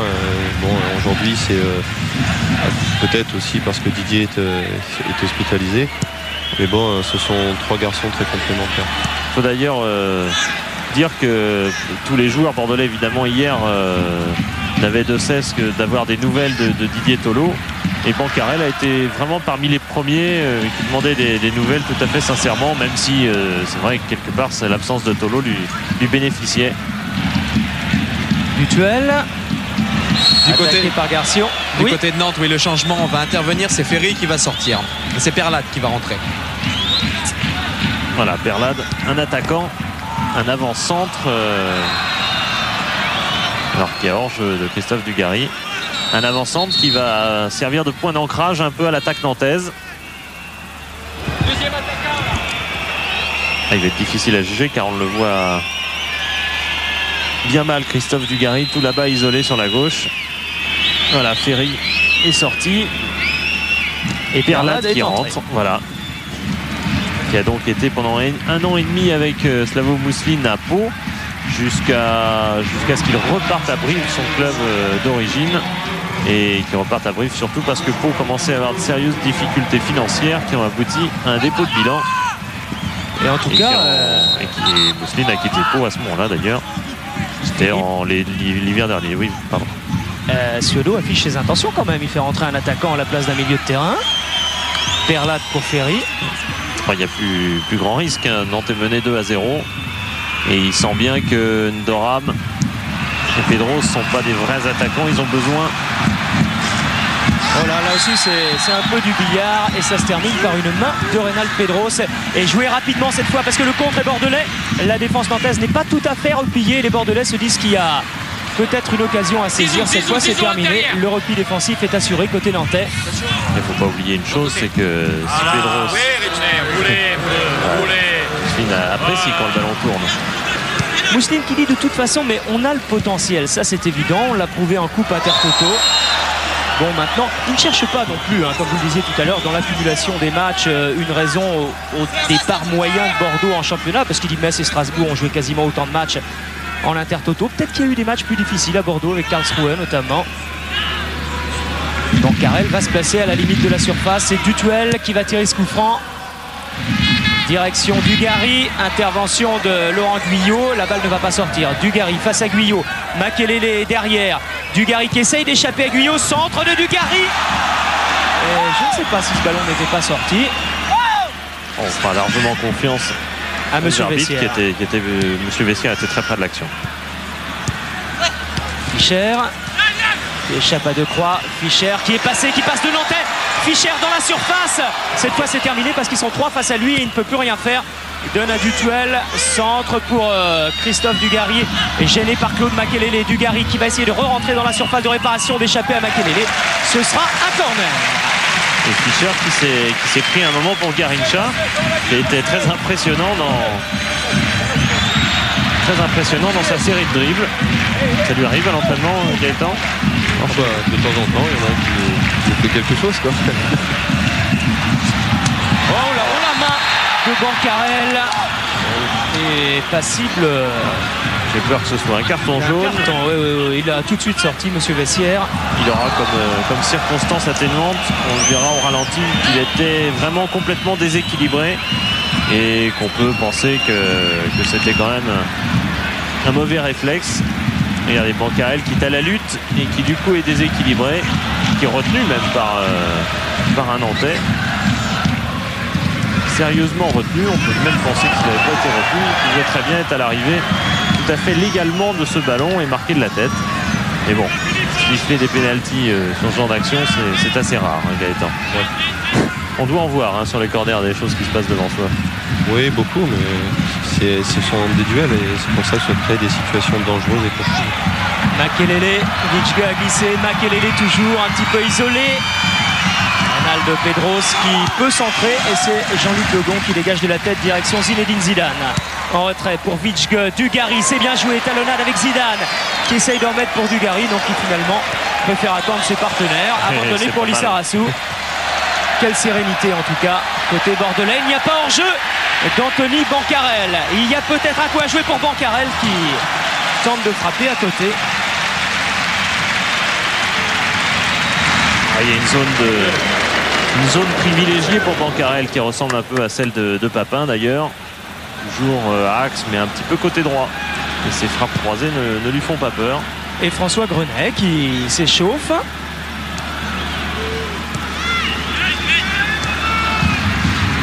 Et les Nantais qui repartent à l'attaque avec Reynald Pedros. Dutuel se jette et Bancarel ne peut éviter cette touche. C'est le Lizet qui s'est précipité pour la jouer, pour aller chercher cette balle, pour la donner à Reynald Pedros. Éric Decroix, on se replace. Et c'est Makelele tout là-bas en haut de l'écran qui a appelé cette balle. Decroix l'a vue et elle arrive directement dans les pieds de Makelele. Aux prises avec Vitschge, avec Lucas également. Bien joué de la part des Bordelais, Vitschge. Et Lissarassou en appui, faute. Et coup franc et carton. Et le tacle de Lissarassou était trop. Je pense qu'il s'est senti victime d'une faute sur l'action précédente et qu'il s'est un petit peu lancé ensuite. Et bêtement, c'est lui qui prend le carton jaune. Il sera suspendu d'ailleurs contre Cannes le prochain match. Donc là, il repart avec un carton pour la deuxième série. Oui, c'est-à-dire qu'il était déjà suspendu pour le match de Cannes. À domicile, parce que ça, c'est un match reporté, donc Bordeaux. Voilà, c'est ce tacle sur Dugarry en fait qui l'a irrité un peu. Légèrement. On retrouve le tempérament basque. Le basque a du caractère. Ce qui est plus embêtant, c'est qu'il a blessé Garcion. Et voilà un peu plus de travail pour Philippe Daguillon, qui ne cesse de travailler cette année. Il nous expliquait au dernier match à Lille, il nous disait c'est fou parce que l'année dernière on n'a jamais eu plus d'un ou deux blessés à la fois et c'était régulier, c'est-à-dire il y avait un blessé, bon la semaine d'après c'était un autre, mais rien de grave et tout tournait de la sorte et là c'est une accumulation. Et ce matin c'était encore Daguillon a fait encore un test avec Pignol, n'a pas été concluant, donc c'est du travail permanent, des tests permanents de dernière minute. Bon, pour Pignol, ce n'est pas très très grave, on vous l'a dit, en principe d'ici 24-48 heures ça devrait aller, mais enfin ça l'empêche de jouer contre. Et Garcion est en position de revenir sur le terrain, ce qui est bien.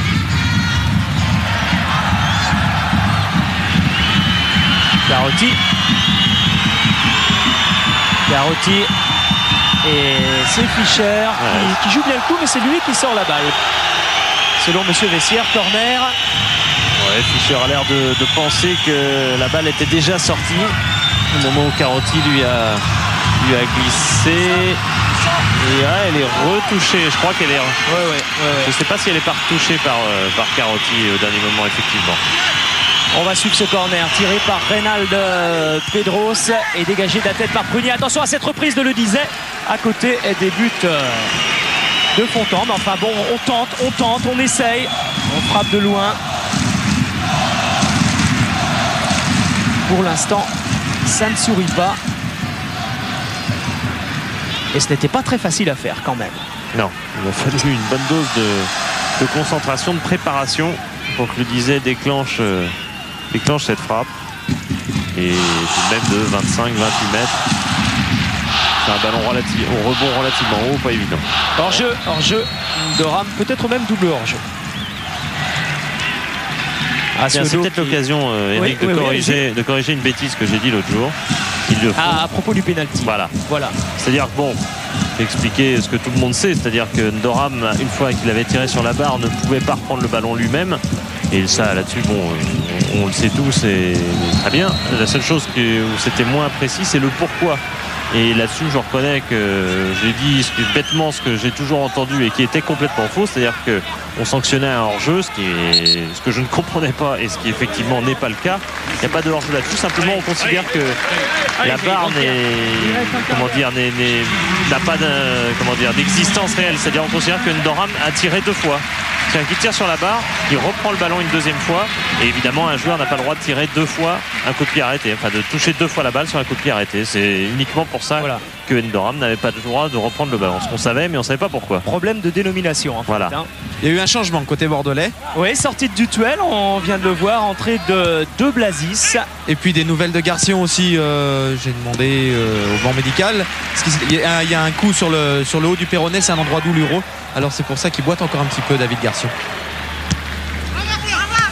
Pedros. Et bon tacle de Lissarassou, le ballon qui ne sort même pas. Ce qui permet donc aux Bordelais de conserver la balle avec Philippe Lucas qui remet pour Lissarassou. Et cette balle va arriver jusqu'à Casagrande.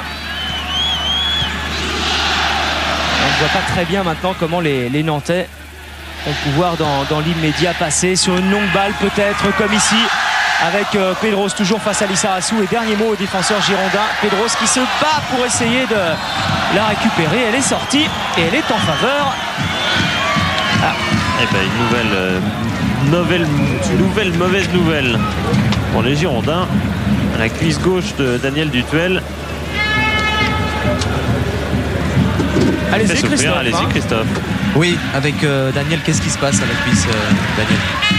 Non, quand j'ai taclé, j'ai senti un petit étirement sur l'adducteur, donc je préférais ne pas prendre de risques. Dans un match comme ça, il faut être à 100%. On a vu qu'il y avait beaucoup d'engagement physique, donc j'ai préféré laisser ma place à un garçon qui est frais. Et puis j'espère qu'on va tenir ce résultat jusqu'au bout. Justement, ce résultat, vous attendiez à mener 2-0 contre Nantes à la mi-temps? Non, mais bon, depuis le début, on a montré qu'on pouvait développer un très bon jeu. Bon, on a eu un passage à vide parce qu'on a fait énormément de matchs en 2 mois. Et je pense que ce soir, tout le monde a joué sur sa valeur et il y a un gros potentiel à Bordeaux. J'espère qu'on arrivera à l'exprimer cette saison. Pedros pour Makelele maintenant. Et ça ne passe pas parce que le rideau défensif bordelais est quand même bien en place. On a resserré côté bordelais. On s'est laissé surprendre en début de deuxième mi-temps par l'engagement nantais qui était incomparable avec celui de la première période. Mais là, on a bien resserré tout de même. Bancarel, il est rapide, il est vif, Anthony Bancarel. Mais là, il y a 4 Nantais face à lui, donc c'est quand même pas très facile. Il y avait l'idée que c'est vrai qu'au départ, Dugarry était parti dans cette zone-là. Et il s'est arrêté. Oh là, il y a un coup à jouer parce qu'il n'y a absolument pas hors-jeu. Et Gerfen Doram qui rentre dans la surface et qui va essayer de tromper Fontan qui sent parfaitement le coup. Fontan avec choix là entre anticiper au premier poteau ou penser au centre en retrait. Il a fait rien. Il a fait rien. Je crois qu'il y a une bonne dose de vivacité dans ce gardien, Gaëtan. C'est un gardien très tonique, un petit gabarit mais énormément de tonicité. Parce que là, on l'a vu un petit peu jouer. Enfin, c'est autant lui que Endoram qui jouait un peu au chat à la souris avec l'adversaire. Je pense que Endoram s'est dit c'est un jeune, il va anticiper. Il a joué fine. Reynald Pedros qui va pouvoir peut-être frapper, qui s'approche de la surface et qui enlève trop sa frappe. Corner tout de même. Et on va revoir. C'est vrai que l'angle est un peu fermé.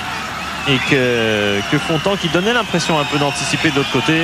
Au moment de la frappe, on le voit, il part très clairement sur son côté gauche. Et avec, on l'a dit, beaucoup de vivacité. Voilà Perlade. Il marquait pas mal de buts pour le FC Pau, le Slavo Mousseline. Garçon pour tirer ce corner.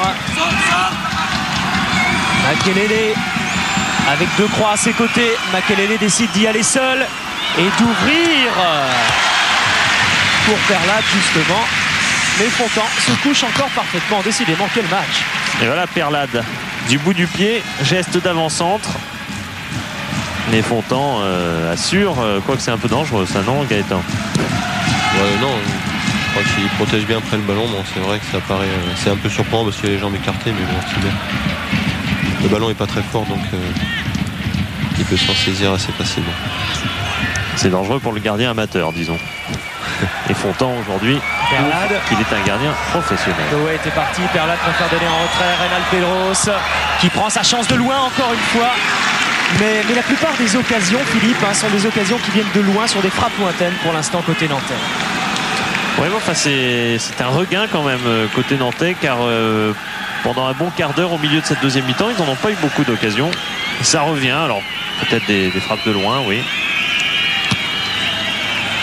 Et si on ne va pas on ne jurerait pas que les Nantais y croient énormément quand même. Hein. Si on ne va pas à Lyon au stade Gerland, c'est tout simplement parce qu'il ne s'y passe absolument rien. Donc pour l'instant, a priori, toujours un but partout. Pas de but en tout cas. Pas de but, voilà, bien sûr, oui, évidemment.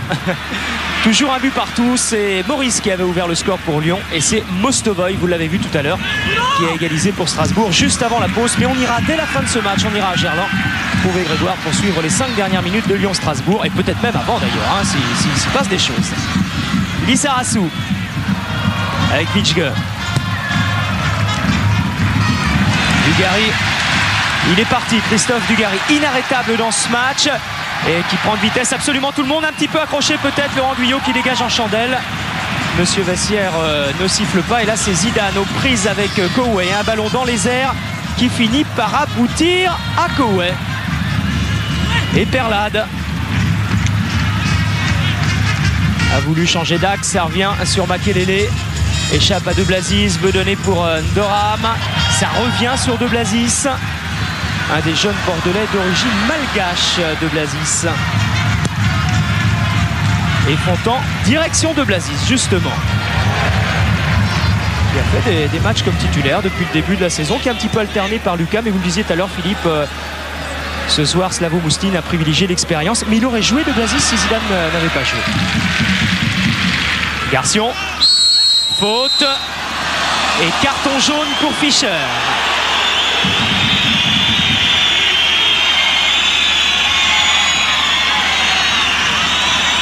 Et chaque fois les cartons sont donnés plutôt de manière égale et juste par Monsieur Vessière. Il faut savoir que cette année il y a un classement du fair play et que les clubs payent une amende. Il y a des clubs Gaëtan où c'est le joueur lui-même qui paye l'amende. C'est comment à Bordeaux? Je sais pas, je vais voir, je vais attendre. Je vais attendre le relevé bancaire pour voir si Gaëtan paye pour son carton rouge. Garçon, encore une fois, Lucas peut dégager, ça revient sur Garçon qui donne pour Makelele. Petite balle piquée à destination d'Undoram, Garçon de loin, mais là, ça n'aboutit absolument pas. Pour expliquer vraiment le système, c'est chaque carton jaune et rouge vaut une certaine somme. Jerry Francis, l'entraîneur de Tottenham, présent ici, pour une raison que nous ne connaissons pas. Oui, il y a également l'entraîneur du Panathinaikos. Mais ça, là on sait pourquoi. Là, on sait pourquoi, puisque Nantes, on vous le rappelle, est dans le groupe du Panathinaikos. Ronald Pedros qui va pouvoir remettre. Il y a même 5 personnes, je crois, du club grec qui se sont déplacés pour voir ce match. Et Robert Budzinski est parti également, lui, superviser tous ces clubs. C'est la raison pour laquelle il n'est pas là ce soir. Ouverture pour Ndoram. Vitschke qui se gêne. Ndoram toujours qui essaye de remettre au centre. Et bien capté par Franck Fontan. C'est Perlade. Très présent depuis son entrée en jeu, Perlade. Oui, il marque peut-être des points dans l'esprit de Jean-Claude Suodo pour peut-être un match prochain au cas où Nantes est encore privé beaucoup d'attaquants. Pourquoi pas ce Perlade dont Mousseline disait qu'il l'avait fait. Ouais, c'est un changement de joueur qui se prépare. C'est Jean-Claude Suodo. Mousseline disait qu'il avait fait énormément travailler à Pau pendant un an et demi, ce qui fait qu'il avait transformé un petit peu son jeu et que du coup pendant un an il avait été pratiquement moyen en efficacité, mais qu'ensuite les 6 mois suivants il avait beaucoup marqué. Voilà. Renou, hein. C'est Renou, oui, Renou. Oui, pas Renou. Renou qui est rentré. À propos de Jerry Francis, oui. À Tottenham il cherche un attaquant. Ils étaient sur une piste norvégienne et notamment l'attaquant de Molde qui va rencontrer Paris Saint-Germain, Ole Gunnar Solskjaer. J'ai dans l'idée Christophe qui regarde plutôt du côté de Bordeaux alors ce soir. Mais écoutez, Solskjaer il ressemble étrangement et physiquement et dans le jeu un petit peu à Anthony Bancarel. Moi j'ai demandé à Jerry Francis tout à l'heure pourquoi il était là, il m'a dit c'est pour le bon vin et pour passer une bonne soirée. Oui, sûrement. Les Anglais ont longtemps eu énormément d'influence en Aquitaine, ça. Oh, toujours. Historiquement, ils en ont toujours. 2-0, toujours but de Zidane sur coup franc et but de Dugarry en première période. C'était le score à la pause. Et les Bordelais, encore une fois, à l'attaque avec Christophe Dugarry qui enlève un peu trop sa balle. Elle ne va quand même pas sortir. Si elle est sortie, c'est Carotti qui l'a sortie. Corner donc. Et Gaëtan, je crois que Christophe Dugarry avait eu pas mal d'approches aussi à l'étranger. Hein. Oui, c'est ce qui se disait un peu autour du club, que beaucoup de clubs venaient superviser Christophe, notamment des clubs anglais. C'est vrai qu'il possède un très bon jeu de tête, donc peut-être qu'il intéresse énormément le club. Et on a du goût pour la... Et on a du goût. Ballon qui traîne dangereusement devant les buts de Casagrande. Et voilà qui va intéresser Jerry Francis, car tête de Christophe Dugarry au premier poteau sur un corner un peu à l'anglaise. C'est-à-dire dans la mêlée qui est au premier poteau. En Angleterre, ils auraient été 12. C'est pas lui d'ailleurs, c'est Zidane, je crois, qui touche ce ballon. Et Casagrande assez inconfortable derrière. Makelele. Directement sur Prunier, attaqué par Perlat. C'est Perlat qui va s'emparer de cette balle. Et Renou derrière. Mais les Bordelais se sont replacés en défense. Garcion. Et Ndoram qui recherchait peut-être un petit quelque chose. Et Lucas. C'est vrai que quand on voit cette équipe nantaise avec Garcion, avec Renou, avec Perlat, des noms qu'on connaissait à peine l'an passé et qui cette année sont quasiment titulaires, et Fontan à Bordeaux, qui lui l'an passé jouait en National 2 tout simplement parce que la doublure de Gaëtan Huard n'était autre que Lionel Pérez, qui cette année évolue à Laval, auteur d'ailleurs d'un très bon début de championnat en Division 2. Je crois, Gaëtan, que Fontan a quand même les 3 derniers mois il s'entraînait avec vous, il s'entraînait avec les pros. Oui, on avait demandé aussi que Franck s'entraîne avec nous parce que c'est un gardien à 22 ans, je pense qu'il doit travailler avec l'équipe professionnelle et progresser. Un petit rappel, vous pouvez poser vos questions et gagner une surprise Canal+, sur le 3615, code C+. Vous pouvez donner une note à cette rencontre qui sera, je pense, supérieure à celle des 2 derniers matchs, Lille-Nantes et Guingamp-Bastia, parce qu'on assiste, Philippe, à une bonne partie. On a eu des buts. Et on voit des Nantais. Il manque une petite dose de suspense. Mais ça fait très plaisir à notre voisin bordelais. Donc...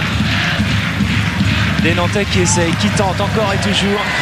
Et ça n'arrive pas. Cette fois, c'est Lissarassou qui s'est jeté sur cette balle et qui la donne à son pote Dugarry. En retrait pour Richard Witschge, Philippe Lucas. Et on recommence à faire circuler le ballon, à faire tourner la balle côté bordelais. D'autant plus que là, ça sent quand même la fin du match. Et qu'on est en train de préserver le résultat. Bancarel, mais on est quand même à l'affût des coups. Si ça se présente avec Bancarel, pourquoi pas, qui peut centrer, tête piquée, troisième but. Le voilà, c'est encore Zidane qui marque. 3-0. Et deuxième but de Zinedine Zidane, superbe dans sa conception. Et celui-là assez étonnant, d'abord parce qu'il marque peut-être pas tous les jours de la tête, et on a eu l'impression vraiment qu'il assurait au maximum sa tête. Regardez Gaëtan, l'impression que c'est vraiment du contrôle. Il contrôle énormément ce coup de tête, c'est pas non plus sa spécialité, hein, c'est vrai. Zizou possède un bon jeu de tête, il a un bon timing, mais bon, il faut apprécier la qualité du centre d'Anthony qui est très fort, ce qui permet à Zizou de ne pas trop armer son coup de tête. Il met la tête bien en opposition, il applique au sol et Dominique Casagrande ne peut absolument rien faire. Ouais, match frustrant pour un gardien qui encaisse comme ça 3 buts absolument imparables. Et la joie du nouveau.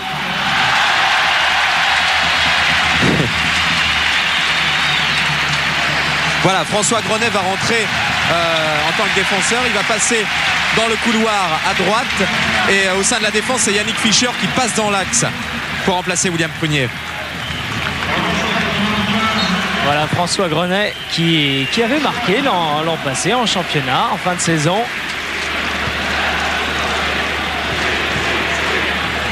Deux buts de Zidane, un but de Dugarry.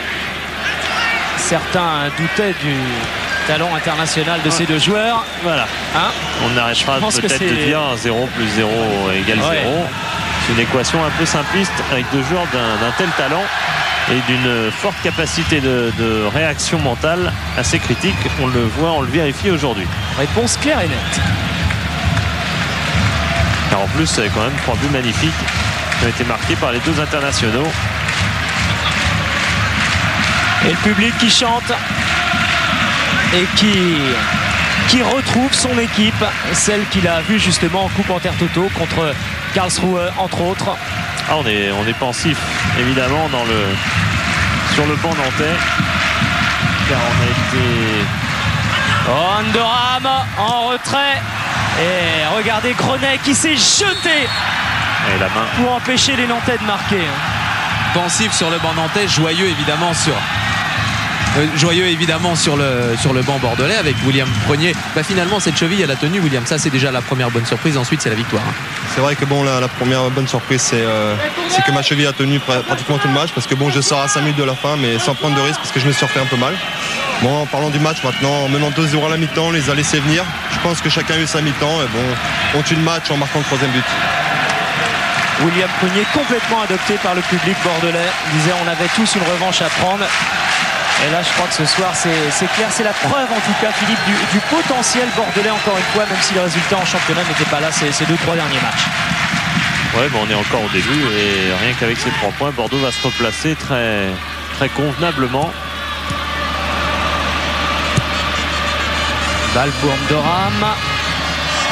Et intervention de Lissarassou. Perlade essaye de remettre pour Ndoram. C'est trop profond et ça arrive sur Fontan. Et ça doit faire mal côté nantais, car en dehors du match de Leverkusen l'an dernier, qui est terminé sur un score de 5-1, Nantes n'a plus connu aucune défaite de ce type-là, de ce niveau-là. 3-0 l'an passé, c'est une défaite que connaissaient les adversaires de Nantes. Oui, c'était le tarif à la Beaujoire. Le public nantais d'ailleurs avait l'habitude de chanter ça dans les travées. Attention Ndoram face à Fontan. Il a été au bout. Je crois que Fontan, il a le droit d'avoir mal quand même. Le vestiaire lui demande de se relever très vite. Il a le droit d'avoir mal car Ndoram a été au bout de son action. Il va buter dans Fontan. On ne peut pas reprocher à Ndoram car il touche le ballon. Il est donc tout à fait à même. Regardez, il marche même dessus. Il est tout à fait à même de le jouer, donc c'est logique qu'il aille au bout de son action, mais c'est logique aussi que Fontan se fasse soigner car il prend le pied droit d'Ndoram au ventre. Regardez comme Ndoram marche sur le ballon de façon assez étonnante, du coup glisse, du coup est entraîné. Il va mettre un coup involontaire à Fontan. La note du match, Gaëtan, pour Franck Fontan. Très bien, je sais pas sur combien, sur 10. Moi j'y donne 10 parce que quand un gardien prend pas de but, je dis toujours que c'est très bien.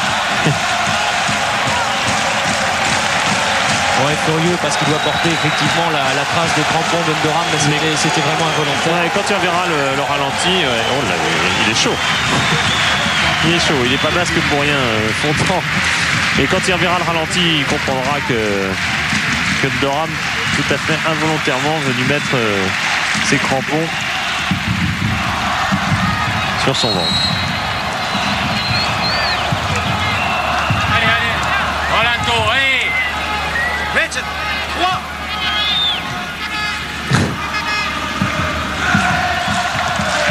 Makelele. Votre premier match, Gaëtan, vous étiez chaud comme ça, survolté? Ouais, on a joué contre Bastia, c'était un 25 août 80. On avait gagné 5-0 aussi pour mon premier match. Enfin aussi non, parce qu'on a fait avec 3, mais je veux dire, ça reste des souvenirs. Franck le gardera jamais marqué dans sa tête celui-là. Ouais. Et c'est sûrement, en tout cas, on a peut-être une pensée pour Thomas Kokinis, qui avait connu des débuts beaucoup plus difficiles dans ce même type de match, un Montpellier PSG. Et il a eu la chance, la qualité surtout de s'en relever et de rester dans le milieu professionnel. Faute et carton pour Laurent Guyot. Il s'est un peu beaucoup appuyé sur Christophe Dugarry. C'est un geste d'anti-jeu comme un autre. Même si le carton peut paraître sévère.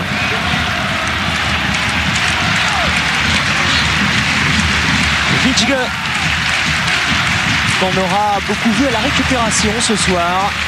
Gros travailleur Richard Witschge depuis le début de la saison. C'est des gestes qu'on ne voyait pas forcément les 2 années passées de la part du Néerlandais. Et tête de Lucas, je crois. Non, de Bancarel. De Bancarel, pardon. Witschge s'est pas transformé en travailleur totalement, bien sûr. Il a gardé ses caractéristiques qui sont d'abord la qualité de son pied gauche. Mais c'est sûr qu'il y a ajouté une détermination qui est quand même essentielle à ce niveau-là.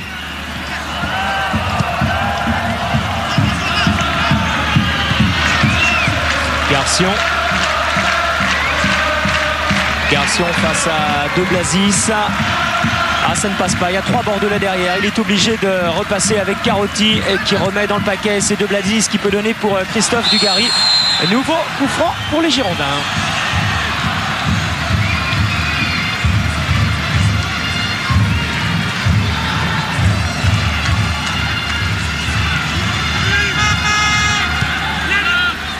René pour De Blazis.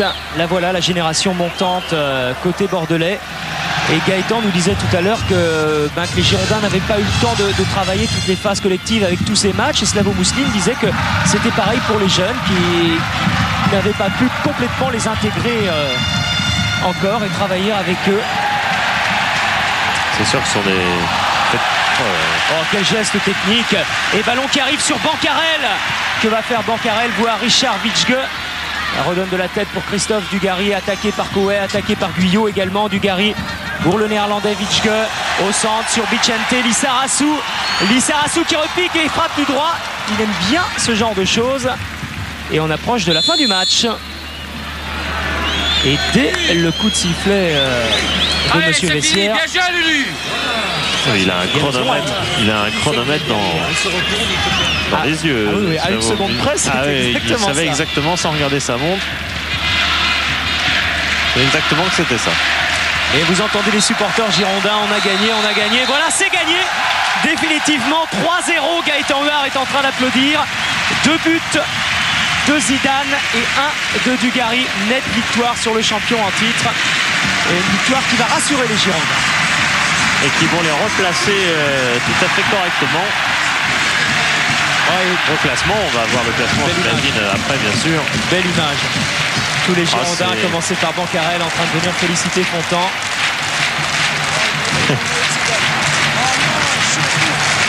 Pas d'inquiétude, Gaëtan, vous restez titulaire quand même.